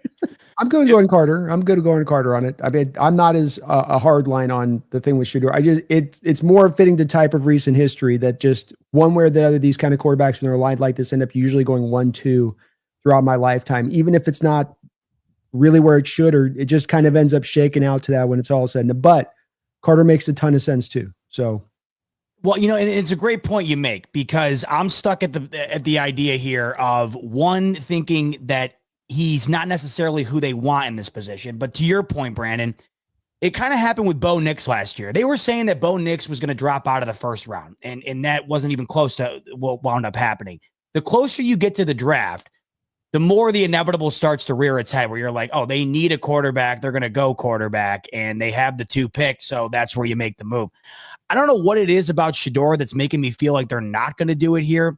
And that's where I tend to lean with Jake. So if I have to do the tiebreaker here, for some weird reason, I do feel like the Browns are going with Abdul Carter here. And then the question would remain, well, where is Shedeur going to go? Because he's inevitably going to go somewhere within this top 10. I would imagine. It would shock me if he didn't. Would the Giants be the team that takes him? Obviously, we know that the Giants had just added Russell Wilson and Jameis Winston. You could look at this 2 ways, and I'll ask you first, Brandon. It could be a smokescreen where they're letting other teams know, hey, we got 2 veterans. We're not in the market for a quarterback here in the draft. Or it could be, we got 2 veterans. We're not going to start Shedeur right away. If we get him, we are going to take him, let the vets play, and then we'll play him when he's ready. Or they could just be completely out of it altogether, and they could go with the 2 guys that they have on their roster currently. So how do you view what the Giants are going to do with pick 3 in the upcoming draft? It's a pickle for me. I do kind of wonder. I wonder if you guys feel the same way with Shedeur on that. Look, the arm strength is somewhat legitimate. It's a B+ arm. It's an arm that is made look better at times, being in Colorado, throwing in that thin air like he's been able to do. And when you do talk about getting into the elements in New York or Buffalo, and you got a quarterback that maybe is more BB+ range, does that draw a team to like the thought of him throwing through those elements and trying to find success? And that's as much as anything that has me kind of pivoting away of the Giants here, not because I don't think they'd be willing to do it. The coach and the general manager there are fighting for their life. We got to consider that with this pick. Their season is on the line, so that ends up being somewhat of the driver to me. But then that also means I could see them going a variety of ways. I mean, even a Will Campbell type where John Runyon at left guard's not said, they look at it, hey, we're getting some left tackle insurance and we can kick him to left guard initially. But that does seem maybe a little bit early for him there. To me, I don't think Mason Graham makes sense because you're already kind of having Dexter Lawrence, a guy who I know plays nose tackle. He does a lot of 3-tech stuff too. So I know there's a draw there a little bit all the way around on where I would go. I'd like to hear where your guys' kind of thoughts are before I land on a guy to make sure I'm kind of thinking along the same lines of where you guys are at with this pick. Well, Brandon, you did make a great point. This is, Joe Shane and Brian Dable, many thought they would get the axe this past year. They were brought back, and this is certainly one of those drafts that feels like, hey, it's time to start getting the wheels turning on this Giants organization going forward ASAP, or, we're going to have to move on here. So with that in mind, Jake, what do you think the approach is for the Giants? Oh, I think they're going to run to the podium and take Travis Hunter. Because I think, the idea of, pairing him with Neighbors is just way too enticing. This is a draft where I like Shedeur, and I'm comfortable taking him in the bottom half of the first round because of the positional value, right? Because he is a quarterback.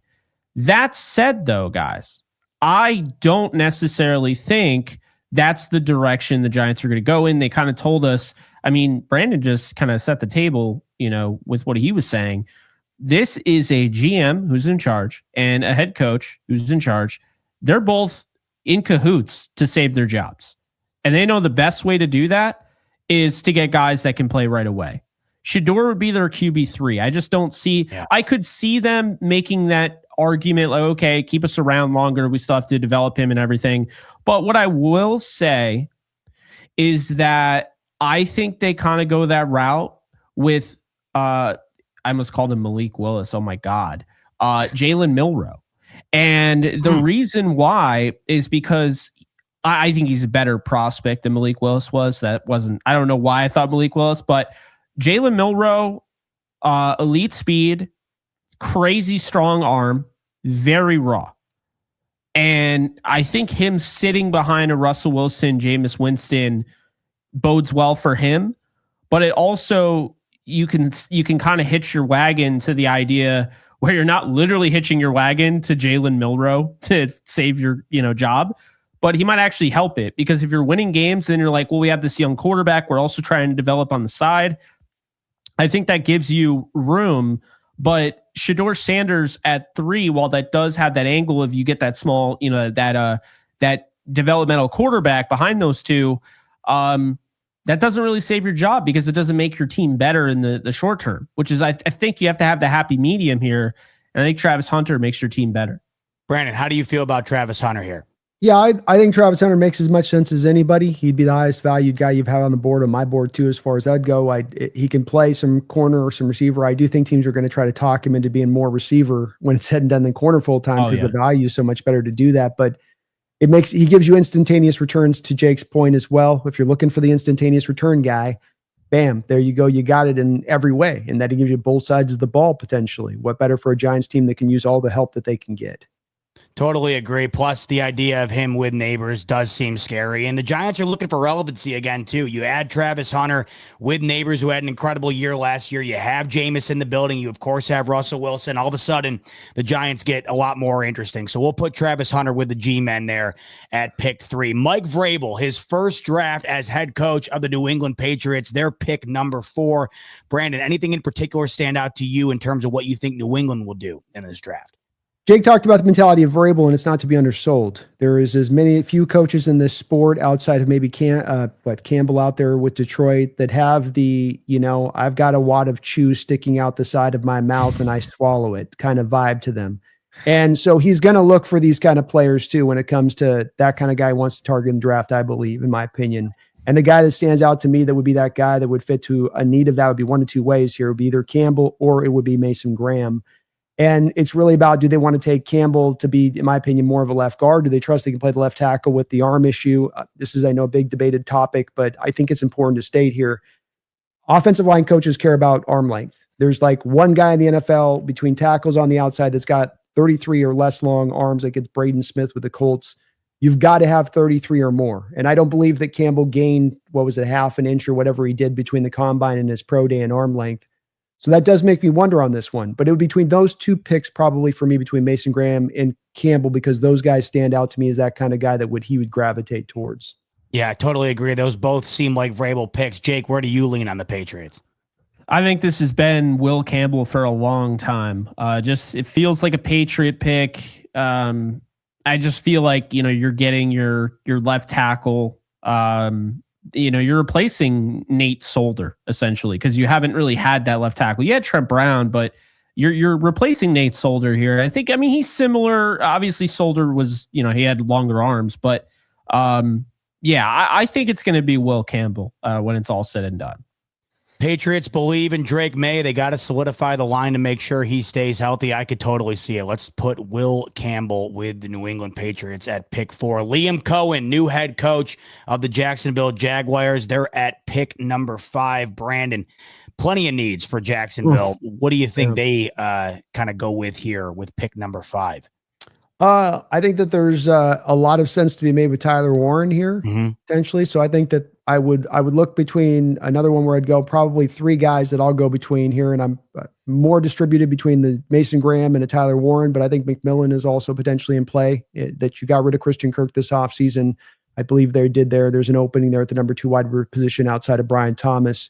So I think between it'd be those 3, but they also got rid of, I think, didn't they get Evan Ingram got let go or whatnot out there? Wasn't he out there rocking out there with the Jaguars for a few seasons? Yeah, he's on the Broncos now. So yeah, you've got a little bit of, in all cases there, a little bit of some holes to be filled for them on that. So it's kind of like you could kind of take your pick between those 3.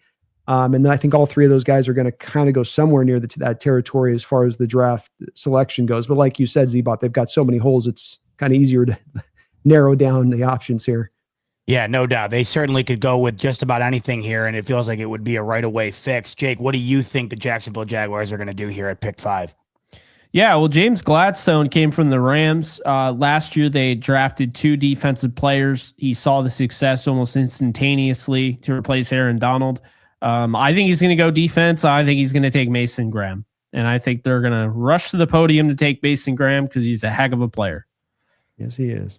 All right, Mason Graham, let's lock him in. I could see that. Definitely, like we mentioned, there's certainly plenty of areas you could go to here with Jacksonville, but best available defensive player, it seems like here, Mason Graham, Jacksonville Jaguars. Wow, we are at a trifecta here of new coaches that will continue to have more new coaches coming up around the bend here, but one that Brandon's certainly familiar with, Pete Carroll's first draft here with the Las Vegas Raiders. Also, Tom Brady's first draft as minority owner with these Las Vegas Raiders. I keep seeing Ashton Genty linked to the Raiders. It'll be interesting to see if he goes this high. What do you think Pete Carroll's approach is here with the rest of the clan in Las Vegas at pick 6, Brandon? Yeah, write it down would be my answer to you on that. Write it down. When you came to Seattle with Coach Carroll, one of the first things that he did in setting up the stage for everything was preparing his defense, but the team went out there and took 2 4th-round picks and stole from your Buffalo Bills Marshawn Lynch because you guys had the running back infatuation at that time. It was just every year you couldn't help yourself. In the draft, that is, of course. Sure. But we were able to snag him away, tone setter. He gave you a heartbeat to your team. I mean, the defense really almost kind of built their personality in a lot of ways, the Legion of Boom, off of the way he ran the football on the front side of that. And in Genty, you have that kind of guy that I just feel like from Carroll's angle of it is going to see not echoes of Marshawn, but echoes of an ability to replicate that same kind of heartbeat and pulse for an offense that desperately needs it. Raheem Mostert's their starting running back right now. So it also does fit to need there a little bit.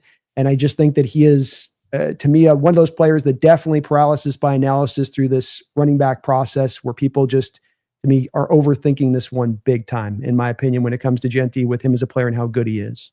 Yeah, he's certainly something special. Watching him at Boise State was a treat. Jake, and Brandon, all the points you made, especially the link to Marshawn Lynch, makes a lot of sense here with Pete Carroll. What do you think the deal is here, Jake, with the Raiders? Could you see Genty being in the black and silver when it's all said and done? I could. I could also. I really feel like Tetaroa McMillan could be in play here. It feels early because I think people are kind of all over the board with McMillan. Him going at the end of the first, him going at the beginning of the first.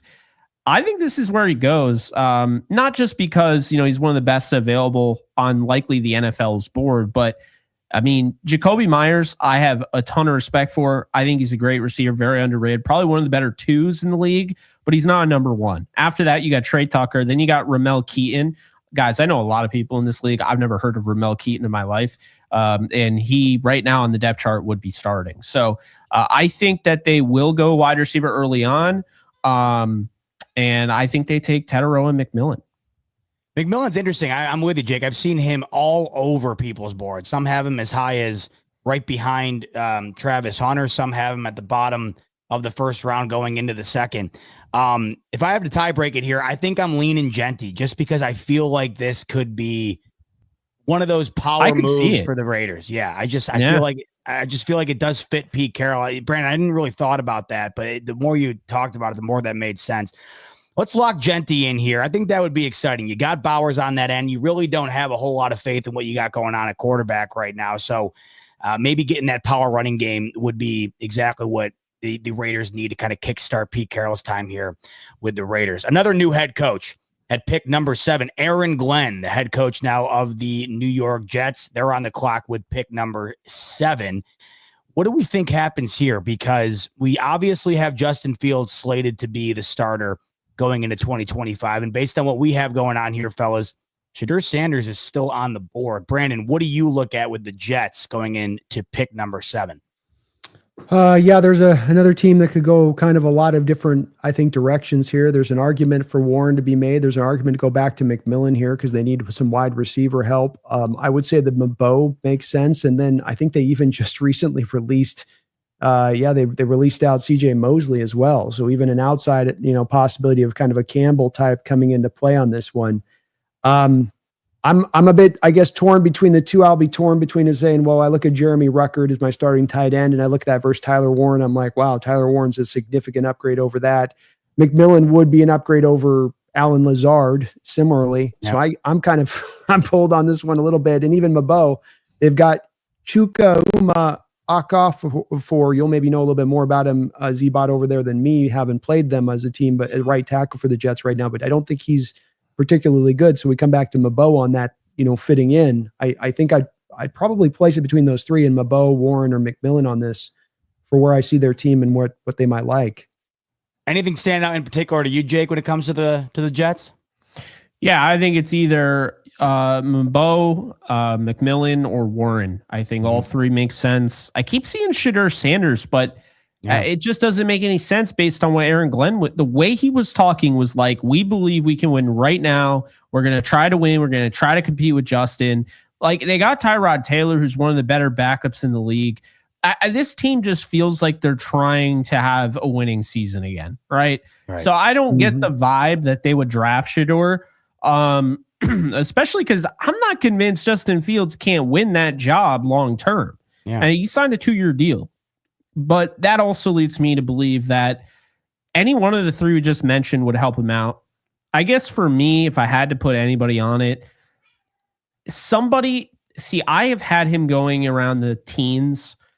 Somebody is going to reach on him, and I don't even want to call it a reach. He's a really all-around player because of what happened with Bowers. I think the Jets could do it here. Tyler Warren. Because with Bowers, I think teams are going to be like, man, maybe it's time for us to stop reaching on the obvious, or stop passing on the obvious guy. And the Jets totally passed on Bowers. Now, they got Fashanu, who I love, but you got to be kicking yourself about Bowers, especially I like Ruckert. I know he's a diehard Jets fan. His dad's really happy he's there.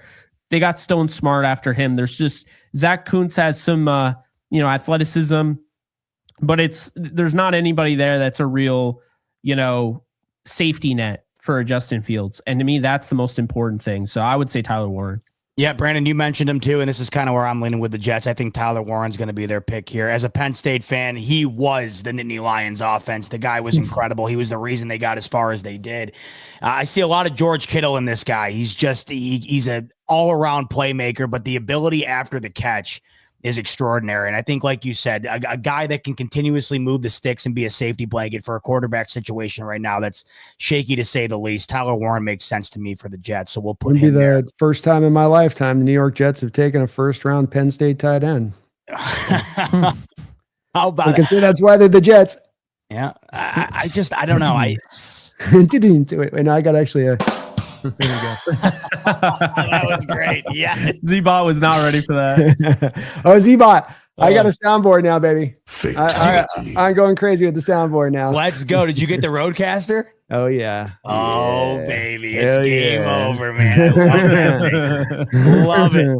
Love it, dude. Perfect timing on that. All right. Panthers at 8. Could we see this is territory for the wide receiver to come and play for Bryce Young? Brandon, you're shaking your head. You're thinking yes there? Yeah, he's a little guy, that Bryce Young. You want to get them big receivers. We did this with Russell Wilson at one point in time. Can't see over. You can see those trees way down the field a little bit easier, and it's nicer when you can throw that ball up to them those smaller quarterbacks are kind of legit, really nice about putting those trust kind of throws up, which is exactly what you're going to need with Ted McMillan on the contested catch stuff. And I think this would be a good pairing there. Thielen's getting older. He's got some more injuries that have piled up in recent years as a number 2 guy. He's about done. They still don't know what they've really got in Xavier Legette at this point. I mean, he might shake out. I think he got stronger as the year went on at the end of the year, but I think there's still much a question mark in that receiving core. I'd see McMillan as being a pretty straightforward selection at this point. Jake, I know you like McMillan. What are your thoughts on him going to Carolina?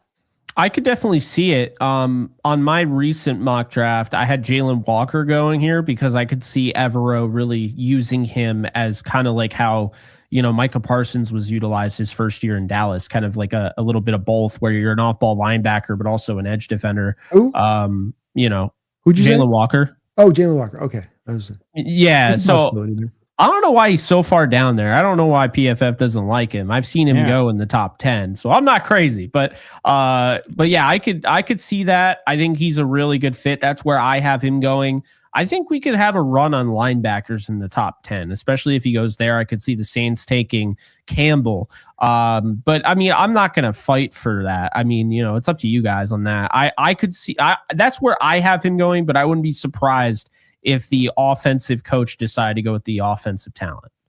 I wouldn't be surprised either. And it does feel like the strides that Bryce Young was making towards the end of last year, I could see them trying to add to that, trying to strike and see if they can get even more out of him this upcoming season. Let's put McMillan there for now at 8, wide receiver for the Carolina Panthers. Jake, you had mentioned maybe linebacker here for the New Orleans Saints. Is that what you just said? See, this to me, if Shedeur doesn't go here, we're going to be looking at green room time because You're on it. You're on it. Go ahead. This to me is, and this is exactly why, like, I don't really care where you go in the first round. Just just completely attaching the names, the teams and all of that. It's not really based on how good you are. It is also about fit. We can talk about best player available all we want. If Shedeur was best available, I still think he'd fall because I think there's this overreaction that the NFL has all of these needs at quarterback. And I look at these teams, what teams need Shedeur Sanders in 2025 and beyond? Like, if you really think about it, the Saints don't need Shedeur Sanders this year.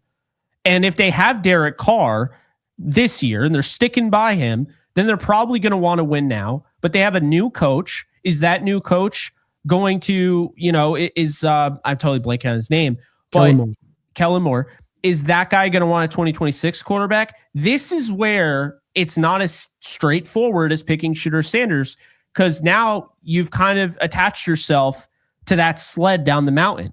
And when the 2026 draft comes along and you love that player, what are you going to trade Shedeur for, like a 4th round pick? He's going to have no value.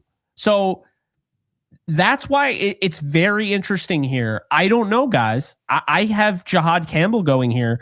I think Shedeur's going to fall down the board if he doesn't go at 2, 3, or 9. I could see it too. The point you're making that I think is a good one. Kellen Moore, obviously first-year head coach going into this year with the Saints.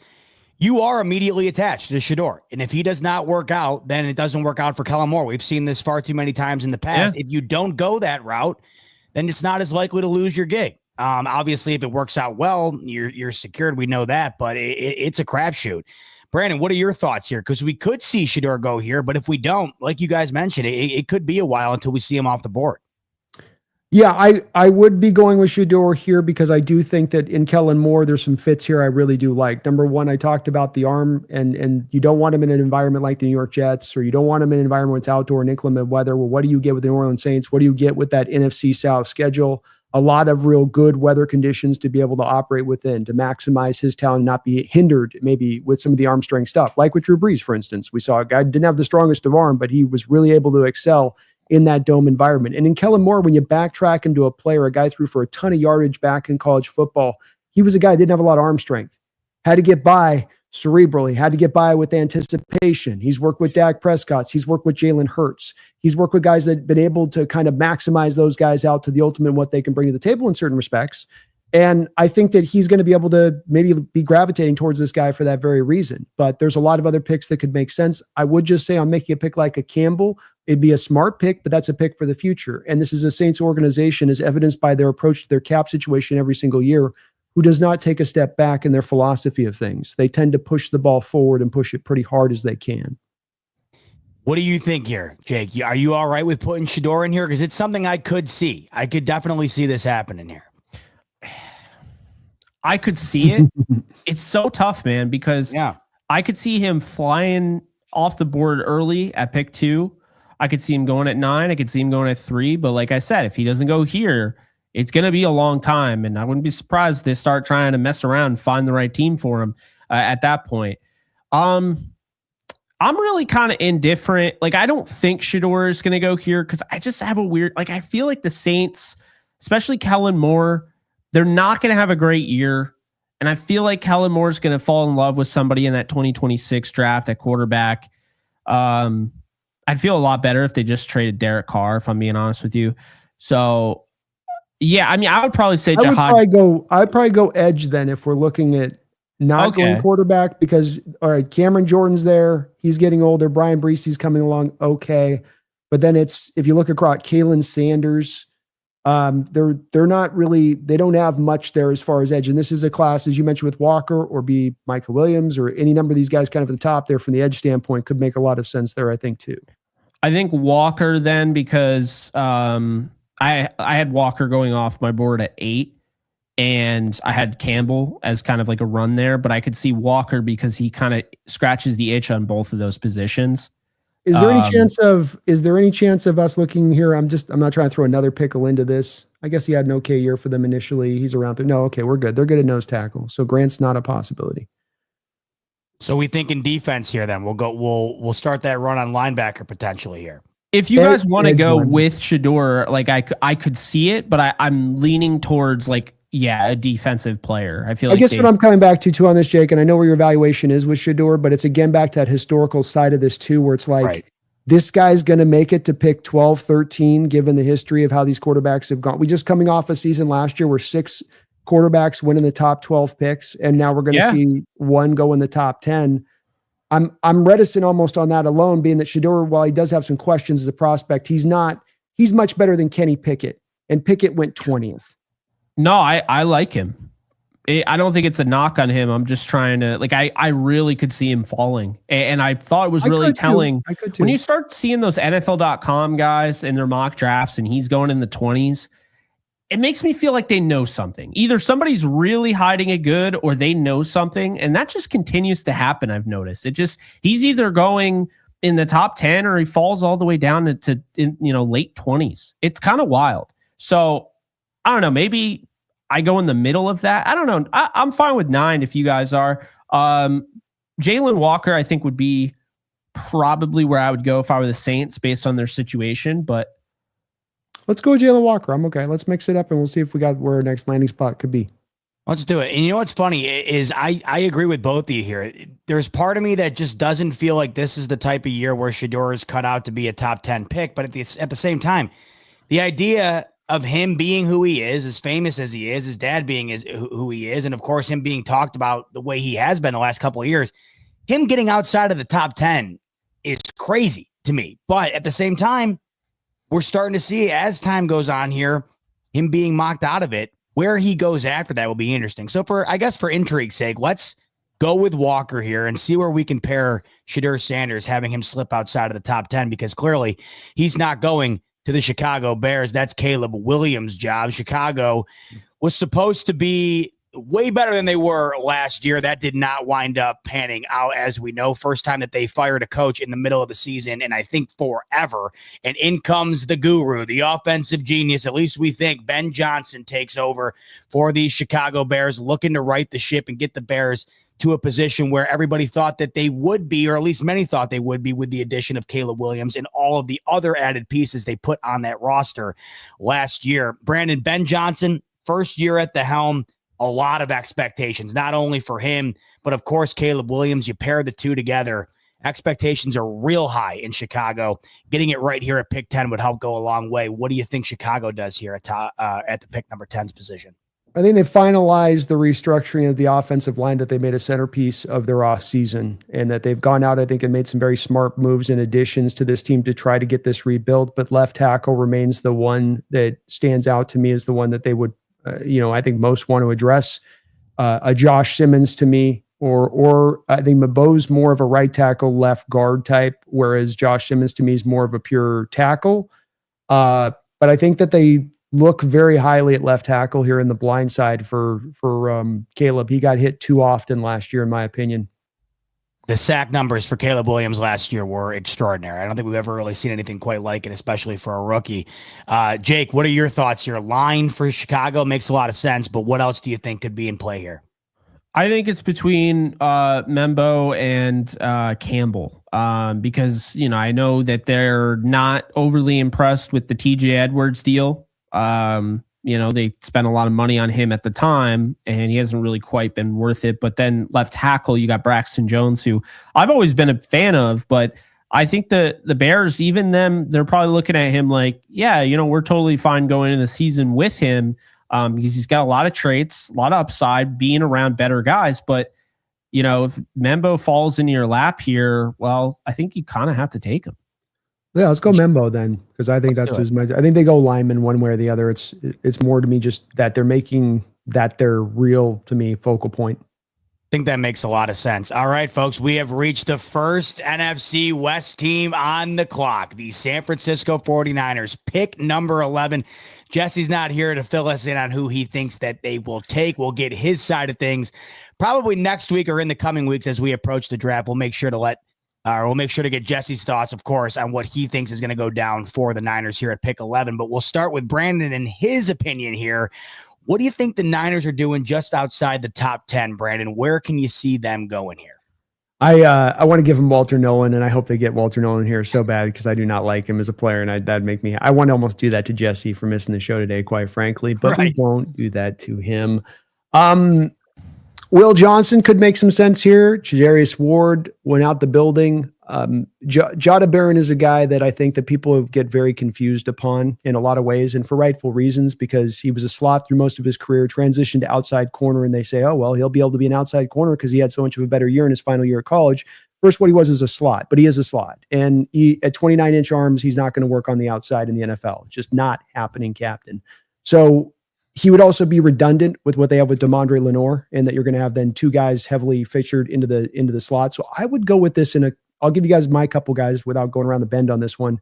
I think Will Johnson's is a big potential here, Kenneth Grant or Josh Simmons, who looks very similar in the way he plays to a Trent Williams. And Trent Williams may, as Jesse himself has said, may even retire around the draft, which may push this selection even more hard. Right. I got Jake. Will Johnson here. Yeah, I think that they go with Will Johnson. They need an outside corner. I know they had some interest on some corners. So, yeah, I think they go Will Johnson. All right, let's lock it in, Brandon. I know that's a guy you mentioned as well. So we got Will Johnson going to the Niners. We'll see what Jesse has to say about that in the coming weeks, but we'll lock in the corner position here for San Francisco at pick 11 out of Michigan, Will Johnson, a 49er. Let's go to the Dallas Cowboys, where it just feels like I never know what's going on with the Dallas Cowboys. Did you hear the rumors about the Browns trying to trade from out of nowhere last week? Just started coming up at us like, what was that? I didn't want to bring it up because I just could not believe the validity of it, but I saw it enough, Brandon, to where I'm like, man, isn't that something? Could you imagine that type of move? Well, and that's like, then you go like, are they going to really finally do the thing? Like we talked about the Saints never doing this thing. Cowboys definitely never do the thing, which is we're going to take that like, okay, we know it's not our year thing, which is they made this move. Then you're probably looking at Parsons on the back end of it. If they were to, it seems impossible to move his contract to be in Prescott. So I don't even know where this thing comes from, but it was really like suddenly had a lot of heat on it out of nowhere. And for something that was so out of left field, it was almost like you had to look into it because there was no talks of it. And when you see something that odd, it definitely stood out to me. And then, of course, today you see the whole. I mean, I just do not understand the Dallas Cowboys. You got Jerry Jones publicly criticizing your best player's agent on the world stage. Then you have Micah Parsons come out and say, "Listen, I'm not doing anything without my agent, right? I got all the trust in the world in them." And Micah Parsons' agent's one of the bigger agents in football. Jerry Jones is out here saying, I don't even know this guy's name. So I don't know. Brian Schottenheimer's work is cut out for him. It's not an ideal position to be in. And I don't even think this is the guy that Dallas necessarily wanted. It's the guy that they wound up going with. And it's his first draft here. So plenty of areas that it looks like Dallas could address here. What do you think, Brandon, in terms of what you think they do here at pick 12? Outside of course, that blockbuster trade coming to fruition, which would blow everything up. Yeah, absolutely. I think the two guys that stand out to me on this are going to be Jada Barron. They've got Keemon Hall as their nickel back right now, and I do think that Jada Barron could be a difference maker from the slot. Everyone gets caught up in the slot being like a defamation against a player somehow, but these guys are starters now. They're true parts of like the starting unit. They're going to play 70-75% of the snaps, depending on the offense you play. He's already out of Texas. It's going to appeal to him. Hardline player. They can use this in their defense for sure, in my opinion. Or Jahad Campbell, inside linebacker. That's another position where you look at him with Jack Sanborn as their Mike. And you go, yeah, they could probably get better than that with a guy like Campbell on that. Jake.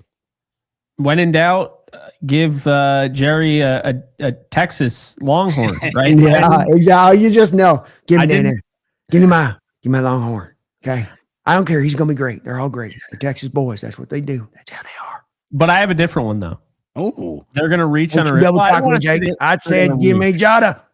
I'm not saying they're going to reach, but I think they're going to get Matthew Golden.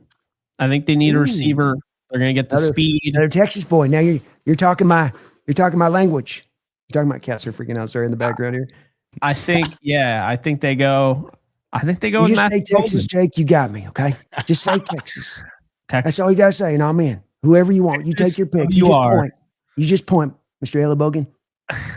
Well, I'm pointing at Matthew Golden. That feels like the most Jerry Jones move ever.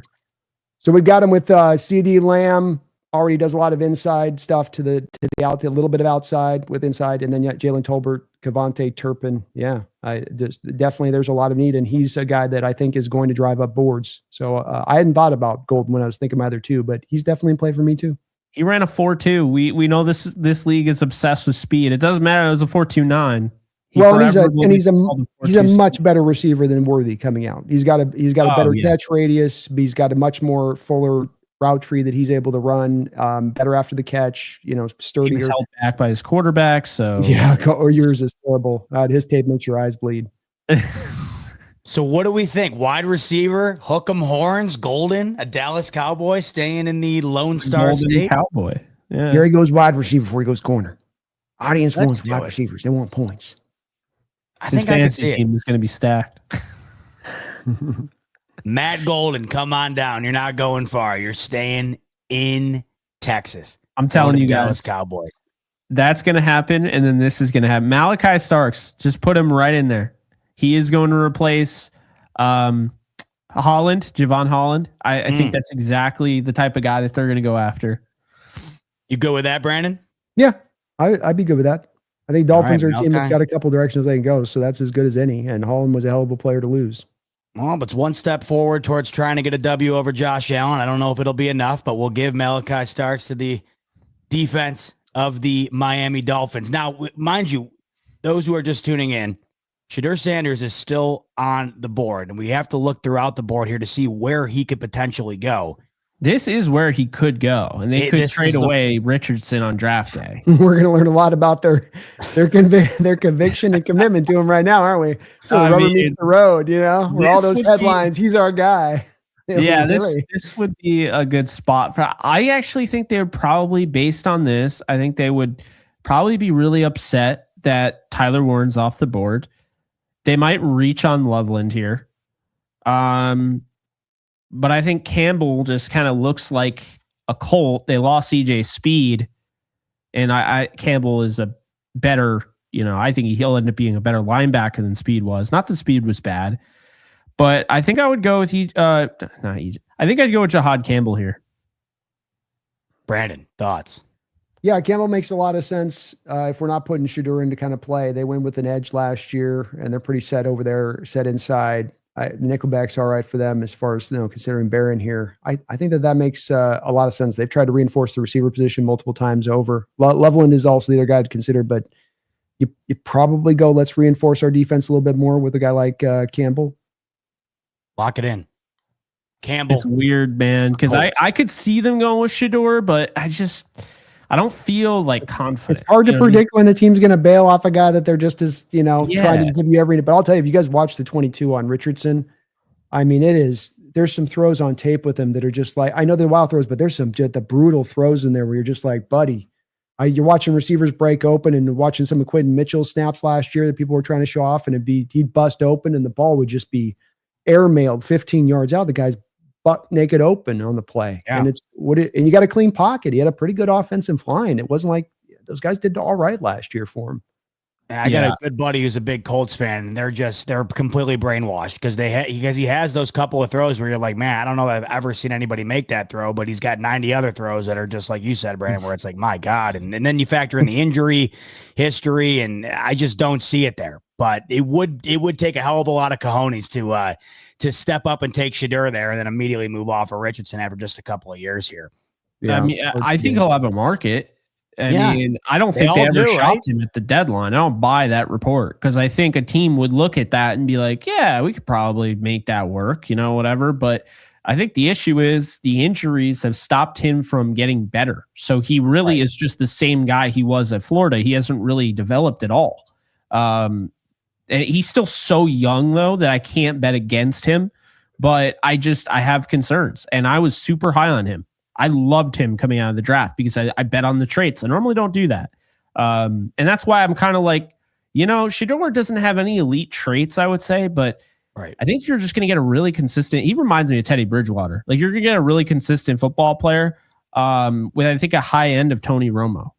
Like that's kind of what I see. So, if he ends up panning out, that's what it'll be. The Falcons, they feel really good about Penix, obviously, so they won't be drafted. I think Mike Green here. I'm driven to edge on this as well, I will say. Yeah. They got Ruka Roar last year from Clemson. That's a run defending edge guy that you use in that way. The other kid that they took out of Penn State a couple of years ago has not Arnold Ebiketie.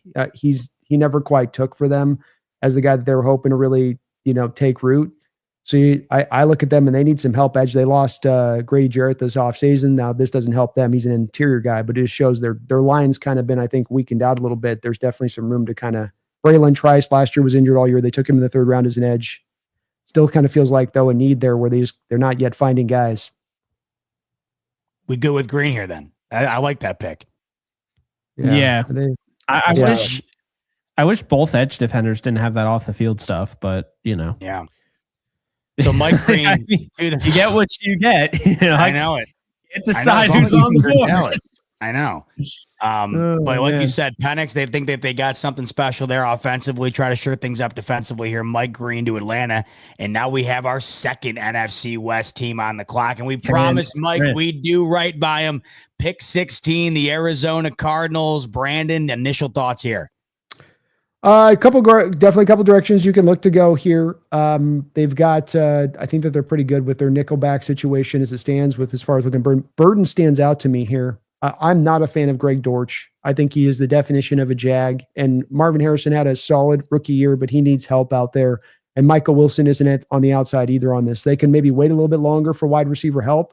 But Burton feels like a really nice pairing between him and Marvin Harrison Jr. to me with both of their two skill sets and what they bring. Where Harrison will be able to run off coverage. This guy runs underneath it, grab it, and he goes, put him on he's a yak monster. Really, really good player. Kenneth Grant could make some sense here as a nose tackle for them as well on this. I think that they're probably set with their edge early here with getting Josh Sweat, Calais Campbell back in there, Zaven Collins still coming back, and of course they've got Ojulari getting back from injury on that side of it. So I'm tending to believe that maybe they'll be okay as far as their edge outlook goes on this too. But I'd probably be somewhere there. Maybe Kelvin Banks as well could make some sense here. This is such a like a rotational defensive line, I would say like era of football where I feel like Kenneth Grant is where they would go here. I think he fits perfectly. They just added Dalvin Tomlinson, Calais Campbell. Like Bilal Nichols is not a bad player. They have a lot of like depth guys, but I feel like Grant could, you talk about that 70% of snaps. I think Grant could play that his rookie year and then maybe even emerge as like the main guy. I feel like Grant is that because we already know, I know they got Tomlinson, but they were swinging for the fences. They were trying to get Milton Williams. So I think Grant will be the guy that they go with. What do you think about that, Brandon? I mean, he's definitely a possibility in there. That's the part where I come back and wonder on that if it's the value is good enough for them with what they have as other needs on there with like looking at that receiving core going, okay, we're going to wait till the second round to come back and address that with this receiving draft that is a bit weak. And that by the time they come around to pick, you could be looking at names you're not able to rely upon as much. And watching that team last year especially have to do with the Roundtable, watching each of their games, the thing that just stood out to me over and over again was that the receiving core is down. But I mean, look, I love Grant. So, he'd be a great addition in there. I'm not denying as far as he would definitely help them out. I wonder what you're doing with your receiving core at that point going into the future with it a little bit. And that it is a little weak. I will say too, when it comes to like even offensive line, Evan Brown I know they gave him a little bit of contract. He's not the best of left guards in there. There's been a little bit of question. I think they said with maybe Jonah Williams according to Mike on that a little bit with that on the right tackle spot. So it's also a little bit of a factor, but I don't have a problem with it. If he goes Grant, I can be talked into it. I think if they went wide receiver, I could see them going with Burden, but I could really see them going with Ibuka. Because I think Ibuka makes sense too. Yeah, I'm not picky on that one. I think they both serve the same kind of role with that. I do think 2 years in a row though here, first round draft pick going to wide receiver. Well, they took an edge last year too. They had 2 first round picks, so they took right. They also took what's his face last year as a first round guy. So I'm gonna say they go with Grant. I know he likes Barron. I'm talking about Mike, but I don't think Barron makes a lot of sense. I think he knows that.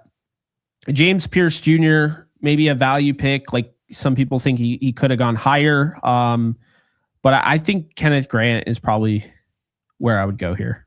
I'm good with it. All right, let's do it. Let's go Kenneth Grant to the Arizona Cardinals. We'll let Mike either agree with us or chew us out next week when we hop on. Hey, he said he'd be okay with it. Oh, he's good with it. All right, so we did do by him. We did good by him then. We promised him. He's in the middle of his move. We had to do right by the Arizona Cardinals, and that's not a bad pick at all, especially the way it seems like they've had an emphasis on trying to up that defense, right? So you continue to kind of build there, and who knows? I mean, that it definitely could be an added benefit to have Arizona's defense kind of lead the charge here and allow that offense to continue to build up. But let's see. We're talking about an offense that's built up to the point of pretty much being one of the best in the league, but really needs defensive help. That's the Cincinnati Bengals. So we know that much to the chagrin of many, the Cincinnati Bengals were able to get the dynamic duo at wide receiver under contract in T. Higgins and Jamar Chase. Joe Burrow was absolutely off the charts last year. This offense was incredible, but the defense was abysmal. I have to think that some sort of defensive move here is made at pick 17. Brandon, what are your thoughts on the Cincinnati Bengals? Yeah, I think they're wholly driven to have to go defense here, especially with all the money they had to invest in their offense with the 2 receivers they signed. They did get back BJ Hill back in the flux for defensive tackle, so that frees him up a little bit there. But I'm going to go with Pierce on this one as the guy. I think Michael Williams is another guy that makes a lot of sense here, though there's a variance of opinion on him. I think, by the way, that people are sleeping on Michael Williams, and that's one of my quiet blue chip guys that nobody's really paying attention to because he's getting dinged for some things that are injury, playing in the Georgia scheme, young player, things that just aren't being factored in that should be into his evaluation. But with that said, I think it's probably between those 2 guys for me. Could definitely see it. Jake, what do you think? What are you leaning here for Cincy? Definitely feels like it's got to be D. Barron's in play too. Sorry. Barron's in play too, I think. Okay. I think it's got to be Pierce. And the reason being is, you got Joseph Asai, Cameron Sample, Isaiah Thomas, Miles Murphy, right? So you do have that first rounder invested, but this is becoming more of a rotational defensive line era of football. And Trey Hendrickson, who knows what's going to happen with him, man? Is he going to sign a $30 million a year deal, or is he going to get traded? I mean, I don't know. I wouldn't be surprised if he's traded at this pick. So I'm going to give him James Pierce. Let's go James Pierce out of Tennessee. The Vol is a Bengal, and the Bengals just traded Trey Hendrickson to the Buffalo Bills, and everybody is happy. Let's see if the Seattle Seahawks and Brandon are happy at pick number 18. We'll get your thoughts last, Brandon. Jake, I'll start with you here. Brandon's the tiebreaker. That's the rule. 100%. But if it were up to you, you're on the clock with these Seahawks. What are you doing, Jake? What I would do, it's interesting because, I could see Barron making some sense. I could see a wide receiver. I could see a tackle. I really feel like this is going to be Colston Loveland here. I could see them getting a big weapon for Sam Darnold. Now, I'm not as high on him as a lot of people are. I don't like that he's not really much of a contested catch tight end, despite how big he is. He has effort, but he's not a great blocker. And he doesn't make guys miss, but he's a really detail-oriented route runner, got really nice hands. I mean, he's like having a 6'6" wide receiver. And I feel like that kind of, in that sense, you have Jackson Smith and Jigba and Cooper Kupp.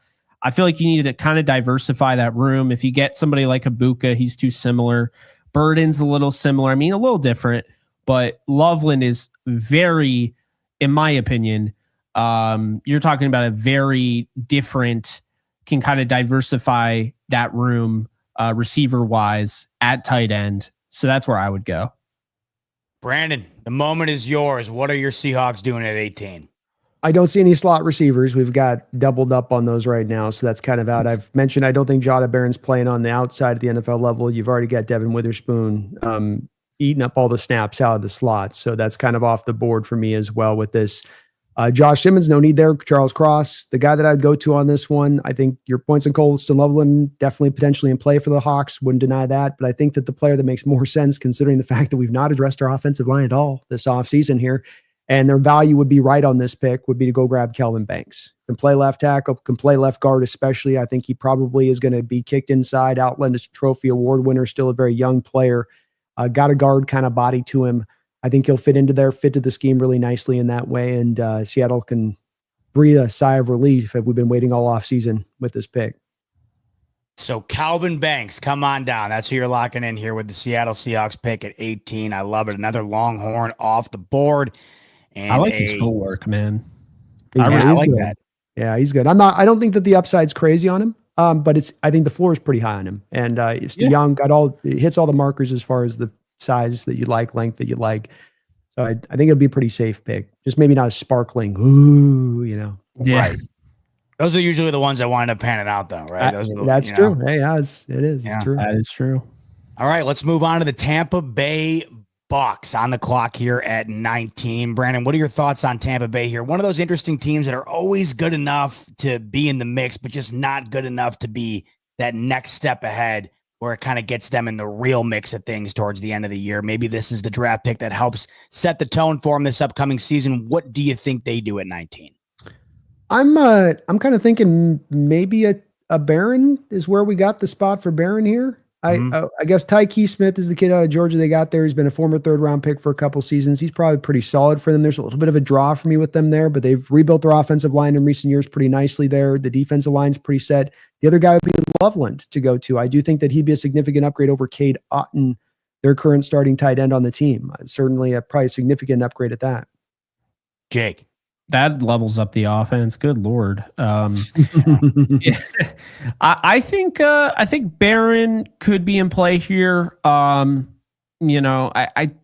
like you said with Tyke Smith and some of the other corners they have on that roster. If he doesn't go off the board here, I think he's gone with the Packers. I could definitely see them going slot corner there. And calling him a slot corner, I think, is just simple. Like it. I think he's more than that. Like I think he can do more, but I think it makes sense. I gave him Donovan. I don't know how to pronounce his last name from Boston College. What is it? Ezeriku. Yeah, we got a guy in the comments section take over LA saying Shamar Stewart. Even said it twice, so we'd notice. But I'll go with Ezeriku. I could see edge here for Tampa. What do you think, Brandon? You good with Ezeriku here as well? 19? Yeah, I think the kid that they took out of Washington a couple years ago the Tryon who changed his name to whatever. I think he's gone.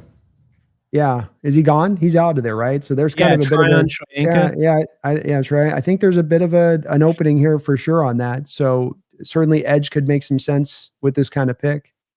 Yeah, I mean, they got Diaby, who's really good. They got Braswell last year. But like Hassan Reddick, to me, there's a gamble there. Like I'm not convinced Hassan Reddick isn't hitting a wall in his career.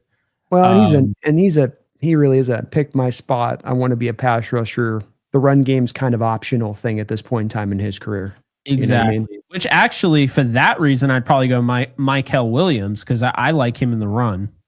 I do too. I think I'm more higher. I like Ezeruku, but I do think that the PFF board here has this way too high for him. I think that Michael Williams goes ahead of him in this draft.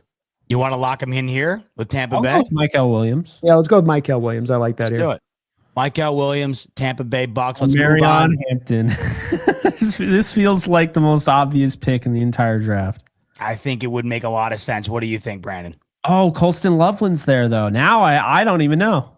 Yeah, I think in my opinion, they have been a little bit feeling like when I look at that team, I know they did go get Evan Ingram. He is a little bit older, but Broncos have been kind of searching for a tight end for a while. We know tight end is a focal point of the offense with Peyton.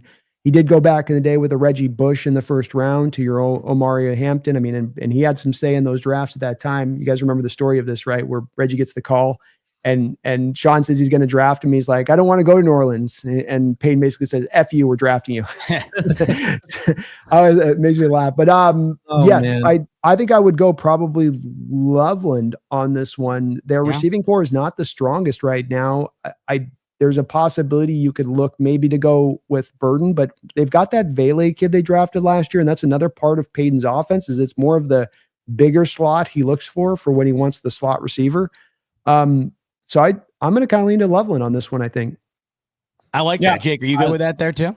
Yeah, I'm good with that. He likes his two tight ends. Ingram is going to be a big part of that. I'm sure they probably told Ingram we're going to get another guy when he visited, but yeah, I think those two will complement each other well. Ingram can play more inline. He has developed that ability, whereas I like Colston Loveland more as like a slot, flexed out type of tight end, not playing inline, H-back, exactly.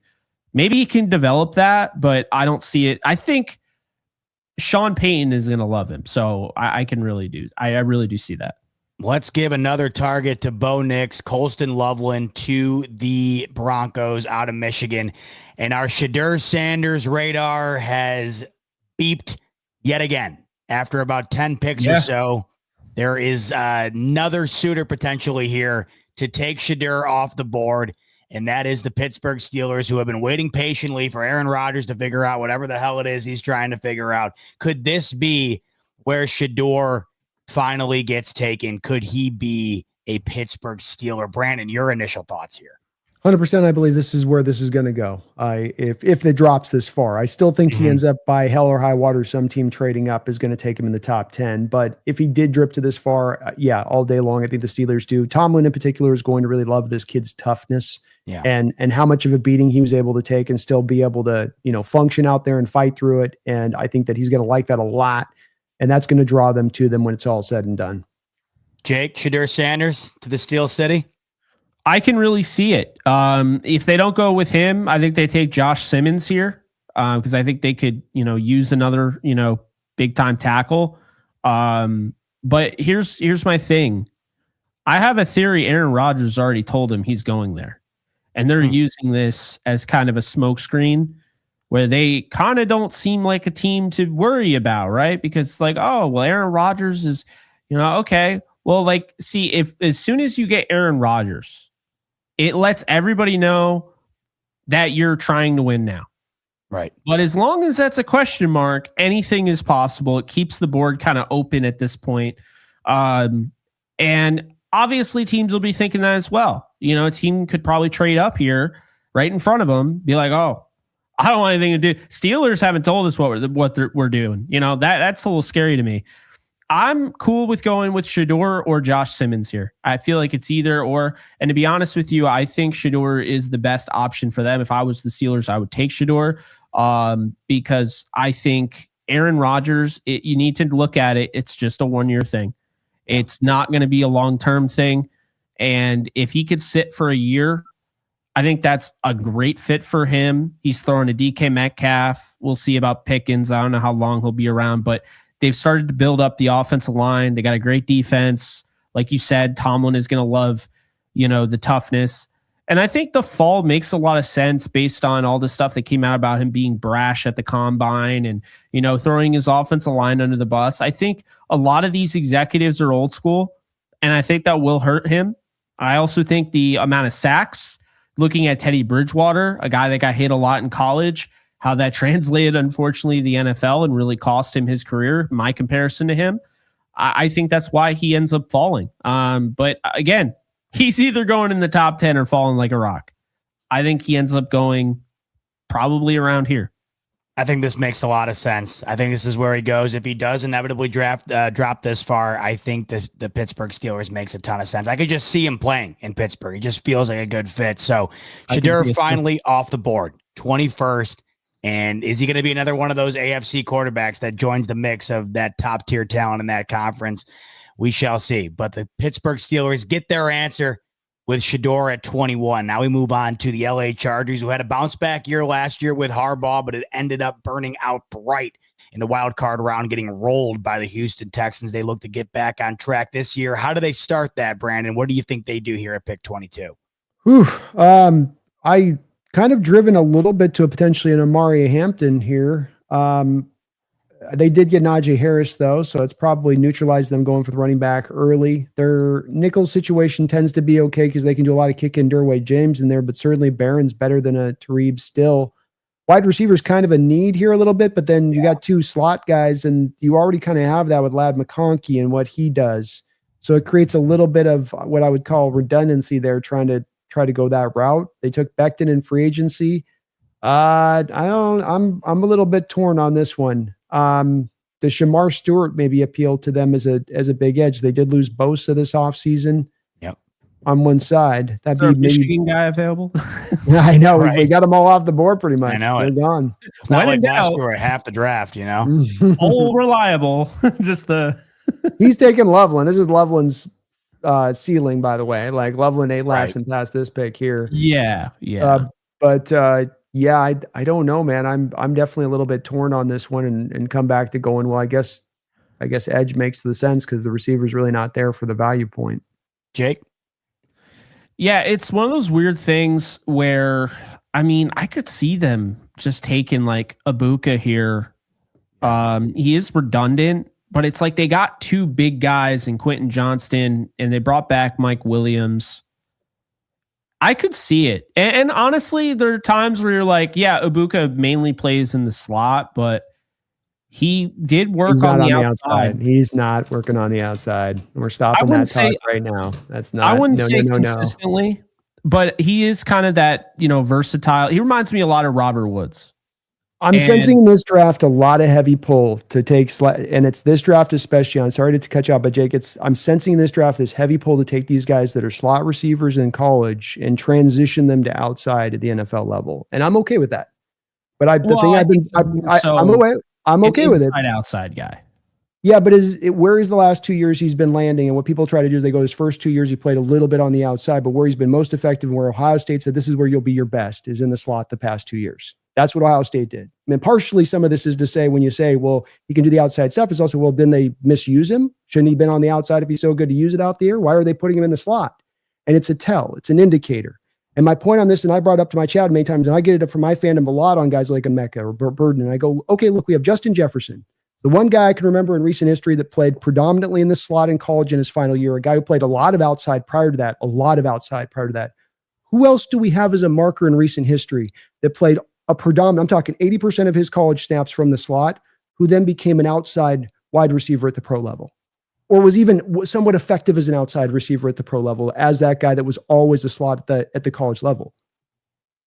No, your point is definitely fair, but I think at this stage of the game, I think they would take probably the best receiver on their board. Or to your point, they did just re-up Khalil Mack. So that would give him an opportunity to take maybe an edge defender that doesn't have to start right away. Maybe has some tools, maybe like his upside, maybe a Shamar Stewart here. I don't know. They are really, man, I didn't realize how much we would kill this pick, and not in a good way, by giving Loveland to Peyton. But nonetheless, here we are. Man. Yeah, it's tough. I for some reason for I just feel like wide receiver. You know what? You know what I think they would do? Looking at Otito Ogbonnaya, looking at their defensive line, I think that they could go with Harmon here. I think there's certainly some room for them to have to improve, and they're edge-wise, they might be okay because they do have Mac back, and then they like Thule a lot, the kid out of USC that they took a couple of years ago off the other edge there. So with Harmon, you can get more of the guy, kicked inside. And to your point on that, and history, there's been players like that of that type that have fit into a Harbaugh defense and what he's looked for in the past. It is kind of a fit in that way. So that makes a lot of sense too, and the value is right there for him. I don't love it though. Like this is where if I was the Chargers, they're stuck. Yeah, you're right. Trade down all day. Yeah, this is trade more of what this is probably like trade down to 30 and try to get a Jack Besh guy or something, like get an outdoor Higgins or a Iam or trade back into sort of early second round. But we said we weren't going to trade back, so we got to kind of hold it. But I'm sure Harbaugh and them are cussing right now if these are the picks that are the guys available to them. Exactly how they don't want to go. I would say Harmon. Yeah, let's go with Harmon. To the bad on it. I'll put my name with Harmon. All right, let's lock in. Let's do a bit of a speed round here for the next few picks up until LA. What do we think we got here for Green Bay? You said Barron here, Jay, correct? I like Barron here. I like Barron as far as what Jake's saying too as well. Let's get the corner group going a little bit better, and they got to deal with Amon St. Brown in that division. They've watched Brian Branch and how good he's done with Detroit. This could be Jair Alexander getting traded at this pick. So yeah. So the guy with short arms who's been able to make it work on the outside, or one of the few guys made it with short arms who's made it work on the outside. I love Steele according to PFF there, I guess, fellas, right? They had him ranked as the 7th overall player on their board. Falls to Green Bay at 23. Minnesota here at 24. What do we got here? Oh, man. Brian Flores, mad scientist pick. It's Eamon Worry. I don't know how to say his name, but the safety. He's not even on the board. I don't know why they have him so low. He's second round tape, first round.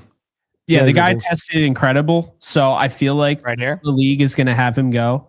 That's what I have the Vikings doing. I know Harrison Smith is back, but he's old. It'll be his last year. I could totally see Brian Flores being all over that guy. Yeah, I could see them falling in love with him as well. The point about Harrison Smith, we're saying he's old as hell coming back too. So it's like, how long is he going to last there? And they've done a good job of shoring up other places on the team where they can go with kind of a luxury pick a little bit in their outlook of it, because they're pretty solid across the board in other areas. So mad scientist pick here with Nick. How do we pronounce this? Emawari going to the Vikings, and now we got the Houston Texans on the board, pick 25. Give them any tackle. Josh Simmons, just make it. That team's on crack this offseason. Whatever the hell I don't know what they're doing, man. Jeez. They just added to the offensive line for CJ Stroud. Give him some protection. He was running with his hair on fire last year behind that line. So locked in, and now here we have it. The LA Rams are on the clock. Brandon, I'll start with you here. What do you see Jake's Rams doing with pick number 26? Jake, I'm not a fan of the options, brother. I'm really not a fan. I know you're going to probably draw a wide receiver again back for the slot for your guys. And all right, I scroll down a little bit. Yeah. I'll be quick with it if I can. Scroll back up.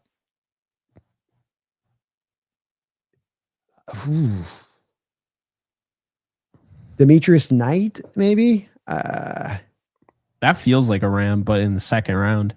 I know. I don't like him that early, but I don't like these options, man. I hate Walter Nolan, brother. Like, you guys aren't going to like him. Trust me. I'm not picking Walter Nolan. Let's get Jake on this a little bit for his input, because I don't like any of these names, Jake. This would be trade back city if I'm McVay and company here. Talk to me, Jake. This is where this pick. So if Shedeur Sanders fell, I think they would really consider taking him at 26. Mm-hmm. I think they consider trading up. I think they consider trading down. Mm-hmm. My guess is that they do trade down, but I think Ibuka feels the most like a Ram, but I feel like they can do more with Luther Burden. And so when I watch Burden's tape, I think he's got the most upside of any wide receiver in this class. And I feel like if you're going to go to any team, go to one with Puka Nacua, Devontae Adams on basically a 1-year deal. We'll see if it's actually end up being 2. And Tutu Atwell on a 1-year deal, and Jordan Whittington, and give him an opportunity to not necessarily have to be the starter right away. Use him better than Mizzou did, not hard, and have him grow. And I think, they got one of the best in the business at wide receiver coach in Eric Yarber. I think they could turn him into an absolutely stellar player. I see some potential to be able to work on the outside, but again, that would take a lot of work. I see him as DJ Moore 2.0. So I'm going to say Luther Burden. I feel like based on what I'm hearing, the Rams will be looking on offense. I think they really like wide receiver as the move. Luther Burden on a 5th-year option sounds right by me. Luther Burden. So Cooper Kupp out, bring in Luther Burden to add next to Puka Nacua. I like it. Let's add Burden. But man, the LA Rams. I like that. I already know people are going to comment, I thought you said Ibuka was great. I thought you liked Ibuka. I like all of them. I'll take them all. I'm way higher on the receivers than some people are. So that's just, that. But plus, good. I agree. And you went for the high upside. That's where the PFF for. I agree with you on it. I think he's more dynamic with the ball in his hands. I do like Ibeka too, but I think that's where I would differentiate. Ibeka's probably a little bit better blocker, but. And not including Travis Hunter. That's only the 3rd wide receiver we've taken off the board here in the first round. So sounds right. There's a lot of offensive players last year. I think there's going to be a lot of defensive players that go this year. All right, let's see if Baltimore's on that end of things. The Ravens are on the clock, pick 27. Brandon, what do you see Harbaugh and company doing here in Baltimore? Real straightforward pick to me on this one because he just fits to the types they look for. They have a type in Baltimore: big, long, powerful. That's Shamar Stewart of Texas A&M. I know the tape doesn't fit to it, but it's a Raven player all day long to me for the type they look for. And they like those power edges in this defense. Set that hard edge, route that ball back inside off the wide zone. I feel like he can do that all day long. And, questions about him as a real pass rusher, but I think as a run defender, gives you that bare minimum. Just feels like a Raven player to me. What are your thoughts, Jake? No, I'm literally nothing against that whatsoever. I'm in full. Everything he said was exactly how I felt. I feel like that was one of those. You get those players every year where you're like, this team, this player, that is that player for me. Just lock it in. So right. Shamar Stewart, he feels like a Raven. He is a Raven, according to the NFC West Roundtable. Now, Jake's second favorite team, the Detroit Lions, are on the clock with pick number 28. Brandon, thoughts on what Detroit does contact here? For you. Yes. They need edge help, man. I mean, Hutchinson is probably coming back, but is he at 100% next year? I think that's a question. I think they let go of Zadarius Smith out there this offseason.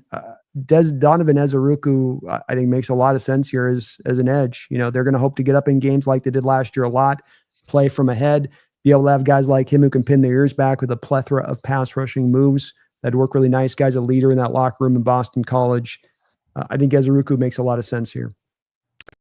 It's unfortunate to see this run on edge, by the way, as my Bills are coming around to pick here. What do you think, Jake? What do you think Detroit's doing here at pick 28?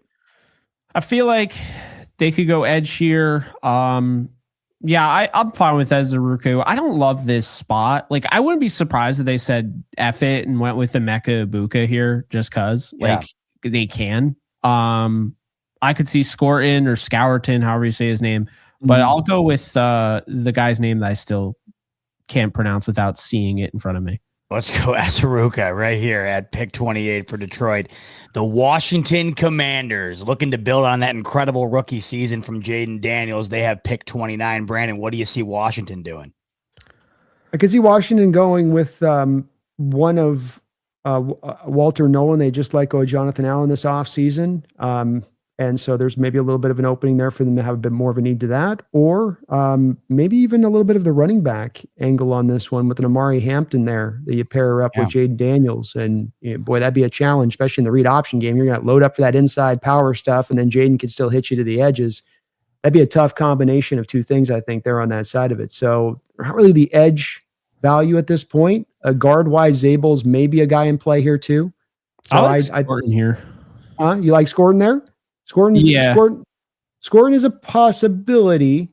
I mean, he's a bit of a bigger edge than what Quinn tends to look for. Quinn tends to want to be more in that 255-ish range, and Scorton's legit 275, 280 on a football field coming off the edge.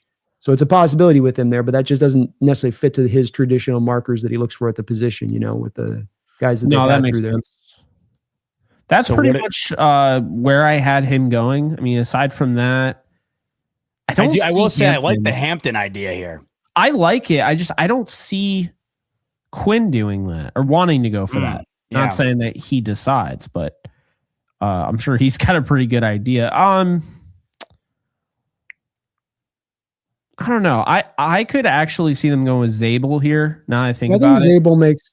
I think Zabel makes a lot of sense. Get your Yeah, like it's always straightforward. We got a young quarterback, get him more right. help on the interior of the line, and it's a need for us. That's and when not it's tough so math. evident that like that's the position group that like cost you. Yes. I mean, yeah, I'll go. I'm good with that. Zabel. I like that. I like that a lot, especially because you know what you have from Daniels. It's just a matter of allowing him more time building up on it. I think that's a solid pick. You guys go with that? Yep. Yeah. All right, Zabel. 29. Right. Wow. Buffalo Bills are on the clock. Are they going to do to me what they did last year? Wait around all night long just to trade back to the second round after you sit here for 3 hours? I hope not. I've had that happen to me too, man. That nothing will piss you off draft night more than that. Like, well, really? nothing you want to. Well, I'll tell you what'll piss you off more is making the deal with Kansas City to boot. Right? You trade with Kansas City and you wait on that. Make the richer. Well, you're you know the rules. Yeah. You are the tiebreaker. I'm going to tell you what I would do. What I think they might do. Okay. And I don't love it, but they don't really have a choice. I think they're going to trade James Cook on draft night. I had a feeling you were going to say that. And I think they're going to draft 20 million. Hampton. 20 mil. But I need you to know I love James Cook. But it's just I understand that's the direction they're going in. It seems like he has this idea he's going to get this money that I just don't know if anybody's going to pay him. But when guys get into that situation, there's nothing you could really do. And Bean's already given out money. So I don't know. Read the tea leaves. Do you think they're going to keep him around for a year? Or I mean, maybe, but I just think they're quick to move on from guys like that, a.k.a. Stephon Diggs. So I'm going to say, they go with that and they draft O'Marion Hampton, who's a do-it-all guy. Let me ask you, because you're not the first person to throw this scenario out. What's the compensation for Cook look like in your mind? Not a lot, buddy. They got to give him 20 million. Yeah, I mean, you'd probably be looking at maybe a third tops. It's not going to be a lot. That's why it sucks to get backed into a corner like that. Yeah. The problem with this too is that you're like trying to come to the farmer's market with a bushel, and it's end to end this year with running backs. You're like, I gotta look what I got. It's like, yeah, we got them. They're just giving them out on the streets here. This is the best running back class in at least 10 years and maybe 15 to 20. And so you're not going to max out your value in return if you move that guy in this kind of draft. But I could totally see them doing it. So could I. And I mean, yeah, I could too. But it's more than you're avoiding the 20 million than it is the returns you get back for the draft. What I would do if I were the Bills, I would draft Ibuka. Or I would trade down. I think the trade down makes a lot of sense here. You guys tend to go through inside linebackers pretty crisply too. And I don't know about the health out there with who's your main guy's gone through a couple of things. He plays well when he's out there, but yeah, Milano's definitely an out, and Demetrius Knight here. It is a little bit, somewhat early for me on that, but I think that could make some sense here. I think with the running back class, you guys don't, since you got that Marshawn Lynch, you had a couple guys like 3 straight drafts. You had Fred Jackson at the time. You guys kind of gotten out of that role. And so I think that you more go, we can get this in the second, third round if you do move him. So that puts me more into saying, look, it's maybe like that, or even a receiver here with like an Ionamore or a Higgins, kind of 2 guys up in here who could, I know Besh is on the PFF boards coming up big time, but he seems to have a bit of a different sway on him of where people see him standing at. A lot of play here. I do like the trade down scenario. The Bills do have 2 second round picks this year as well. So if they were to trade down, they would be stacked up in the second round. The defense is primary number one here. That's the issue of note that the Bills need to address here early in the draft. But the value here at the bottom of the first round, if we're not trading out, I don't see anybody that's sticking out to me that I would invest the first round pick in. The Hampton situation is awfully interesting. The problem with it, however, is that you'd have to commit to essentially getting rid of James Cook that night. And would you have a trade partner in place? I'm guessing probably not. And if you don't, he's already been vocal about the money he wants. I don't know what that situation is going to look like in the locker room if you make this move. pretty much telling him, without telling him on the world stage, listen, this is probably your last year in Buffalo. That being said, I love James Cook as well. I love him. Last year was an incredible year. He's the first running back the Bills have had crack 1,000 since Shady. And not only that, he was leading the league in touchdowns last year. But $15 million at the running back position when you have Josh Allen at the quarterback is not something that these Buffalo Bills are going to do. And unless he comes off that number, I just don't see him remaining a Bill unless he decides that he wants to take less money. Out of all the guys that were up for an extension this offseason, he's the only one that did not get one from Brandon Beane. It's because he's the only one that wanted top of the market money. Every single other position that got extended wound up taking a team-friendly deal or at least some sort of deal that was not maximum value.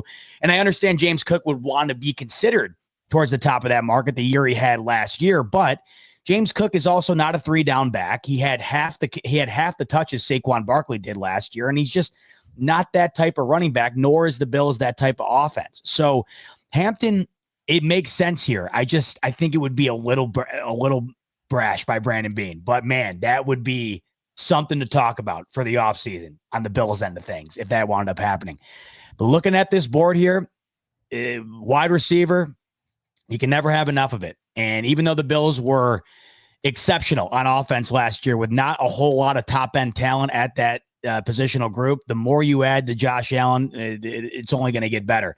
If Ibuka is here at 30 and falls all the way down, I could see the Bills with 2 second-round picks in their pocket, taking Ibuka here and then looking to address their defensive needs in the second round or potentially packaging up if they do find a guy that they think is going to be around early in that second round to go and get that guy secured early in the second. I like Ibuka here. I think if he falls all the way to 30, the Bills get that top-end wide receiver without having to trade up. And then, like I mentioned, they still have a couple of second-round picks in their pocket to do something with on the defensive end. You can get your corner and you can get your D-line kind of shored up a bit in the second round. But I think a lot of Bills fans would be excited to see Ibuka fall all the way down to 30 and hop on him at that spot. But, man, that Omari and Hampton situation would cause a lot of intrigue if he wound up being available at 30. And Jake, I don't think you're far off there in terms of at least Brandon Beane sitting there thinking and considering.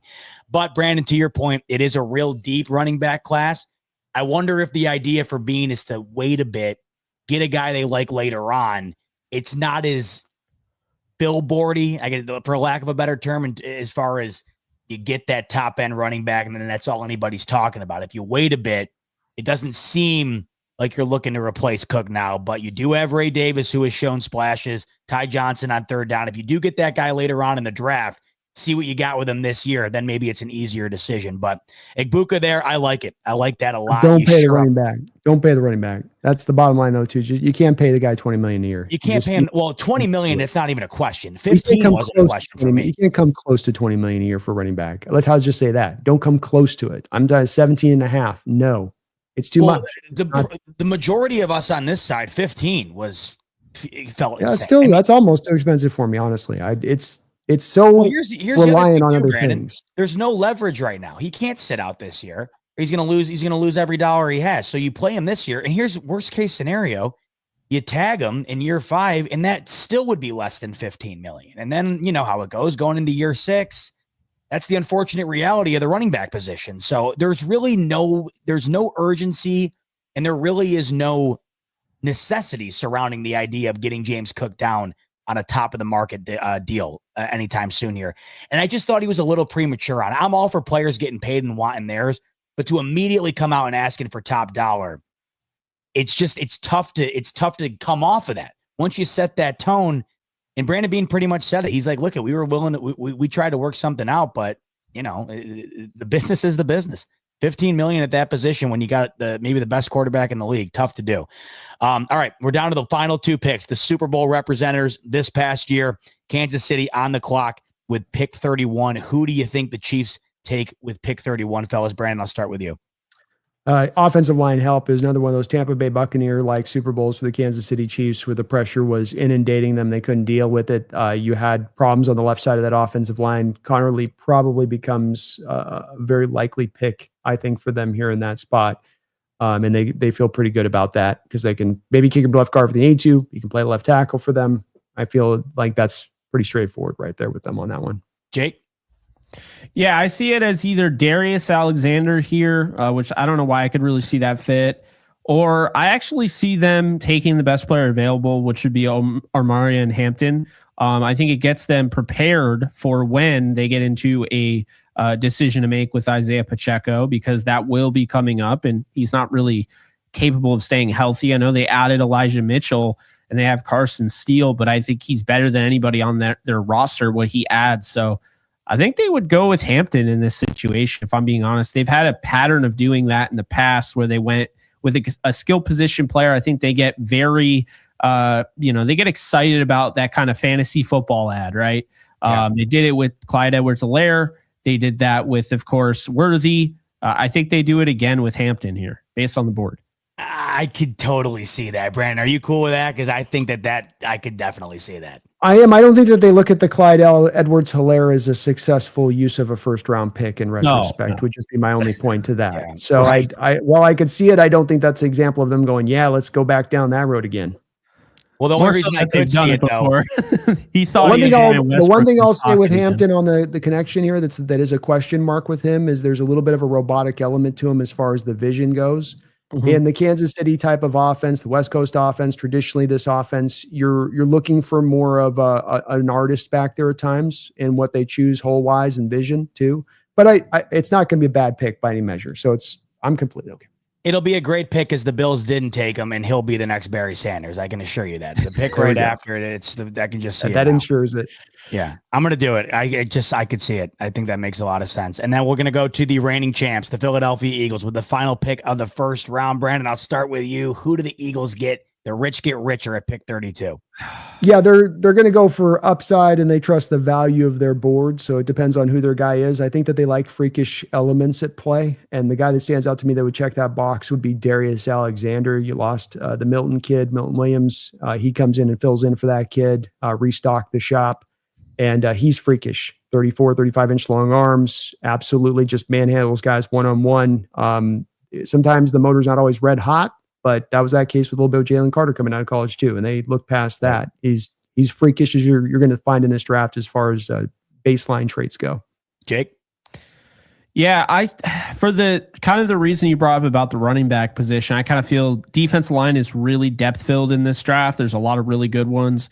So I actually think they're going to go and get, you talk about freakish, I think they could get Elik Eyomenor, because I think he would, really complement that wide receiver room. I know they got Johnny Wilson. He's a 6th round pick. I know some Eagles fans think he's going to be a superstar.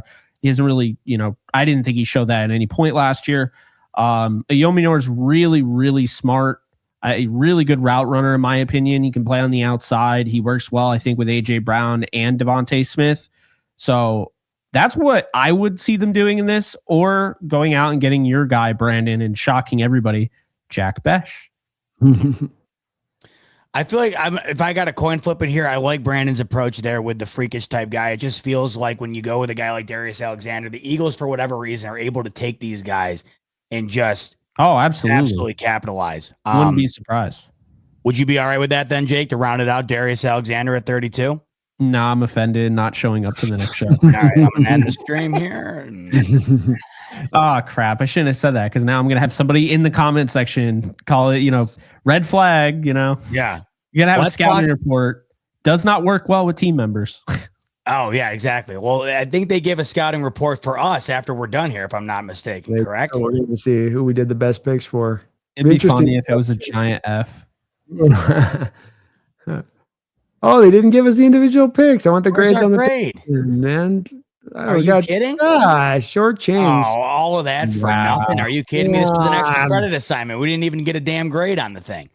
Well, I'm going to download it so we have it for future reference. We'll come back and take a peek at this. This will not be our only mock draft. We, of course, will revisit this as we continue on through April here. And when we get all the fellas on with us, we'll be sure to continue to revise that and get thoughts of Mike and Jesse, as well as, of course, I try to filibuster getting there. We go. My God, the layouts and me, not friends. Before we round out, we are almost done tonight, but we got a couple more super chats to attend to, including my man Dave, who's telling us that he's talking from the channel in which he just hit 1,000 subscribers on. So go and click on Dave's username if you want to go check him out. He's saying Patriot Builders of Montana is the channel's all one word. I have construction and how to do it yourself videos and a bunch of dumb dad jokes with AI generated images. Thanks, guys. You're awesome. No, Dave, you're awesome. And that sounds like something I'd love to check out. I like dad jokes, and I don't know how to do anything around the house, Dave. So do-it-yourself videos are my go-to when it comes to needing to do something. So I'll check it out for sure. Kings Will Dream saying, today is my birthday. Happy to see my favorite group is streaming. Go Hawks. Happy birthday to you. Happy birthday. Kings Will Dream. Go Hawks, Kings. Happy birthday, my friend. Thanks for spending it with us. I love it. Appreciate you. Appreciate it, my man. Dave coming back in. He's saying, chat, should like this video and sub to all of them. Well, we would certainly appreciate if you guys would do that. We would absolutely love it, including Dave. Sub to the whole squad, including Dave. We love it. Dave's also saying Sanders is going to go at 11 because Brick gets traded in a package. Classic Dave. He's got it all figured out. Now, that would be something. Should do it. I'm telling you. How do we think Jesse's going to feel about that one? Jesse's I know how Dave will feel about it. If Jesse doesn't like Gino, I don't know if he's going to like Shedeur. Yeah, that's true. That's the comp, isn't it? Gino's got a great irony. The great Gino hater. I don't like the. Yeah, that would be funny. I don't like the comp so much because I think Gino has a better arm, but Yeah. But for our purposes, for Jesse's sake, if he does get taken, we got to say that's what you get for all your Gino hate. Exactly. This is God punishing you by giving you a Geno Smith. Goes around. That said, they get out of paying $60 million to Brock. I think that is the best scenario for them. Well, especially here, they're on common ground. Like you see the reports like 50 to 55. They're all just in this. Yeah, we're just kind of hammering out where it is between 50 and 50. Not really. Yeah. Like, what does it matter? Where you're hammering out the dollars at? Dave saying you guys are awesome and Zbot, good poop buddy. All right, Dave, as always, we appreciate you. I'll have to check out your channel while I'm in my next session, the do-it-yourself video since I'm such a good poop buddy. Raymond is coming in saying it's illegal to push a D lineman across the line of scrimmage, so it should be the same for the offense pushing a quarterback across the line of scrimmage. Oh, okay. What a reverse psychology there. That's logical, reasonable. Once again, we got a month to find it. I'm interested to see. Like I keep saying, there's so many guys, so many of these coaches are very staunch in their beliefs. So are the owners. So we'll be on the lookout for sure to see if that play will be in play in 2025. And Mark rounds us out here saying, B, his name is La-D-D, not Lad. Is it? That's not true. There's no. Okay. That's just I mispronounce names all the time. So I'm a historic mispronouncer of names. So I could definitely do that. I mean, don't give me the Polynesian ones. I just butcher. So, my dad is obsessed with using an Irish brogue when talking about Lad McConkey. He always goes, Lad McConkey. He's Lad and he catches the ball every time. He wanted the Bills to take him so bad just so he could say his name far more. My number one accomplishment in life was that I am convinced I said Giannis Antetokounmpo correctly before anybody. That's impressive. I know that you still see what I need to hear before I was going to give it a try. No doubt. First. When he was coming out of the Greece league or whatever, I remember I looked at it. I was like, I need to know this, and I learned it. And I don't know. That's just my only accomplishment in life, I guess. I'm telling you what, it sounds like something that I would have absolutely annihilated in the worst way possible. So I give you credit for that because that is not an easy one to hit out of the park. I knew he was going to be a star, so I had to figure it out somehow. Yeah. And we do have some Key and Peele names in this draft too, by the way. So that is true. No doubt. On the way out the door, everybody, if you could, Underdog Fantasy, the promo code's RTS. Download the app, use the promo code RTS. That gets you a $1,000 bonus credit as well as a free pick. Fellas, 2.5 hours in the books, and we weren't even a full squad tonight. Great work as always. And to everybody who tuned in tonight, we appreciate every single one of you. We will have much more draft coverage coming your way because it is officially draft month. So keep it locked on your way out the door. Like button if you could, and subscribe button if you could. That way you will be notified of all of the upcoming episodes of the NFC West Roundtable on our road to the 2025 NFL Draft. But in the meantime, for Brandon, for Drake, for Jake, not Drake. Yeah, Drake is not in attendance this evening. I don't know what's going on with the whole Drake thing, by the way. There's a million different developments on that, but seemingly daily. So yeah. Certified, right? He's got Nokia just hit 1 billion streams, so he's doing all right, I guess. For Brandon, for Jake, for Jesse, who couldn't be with us tonight, and for Mike as well, I'm your host, Zbot. Thanks so much, as always, for tuning in to the NFC West Roundtable, and we'll see you on the next one. Have a good night. Go Hawks.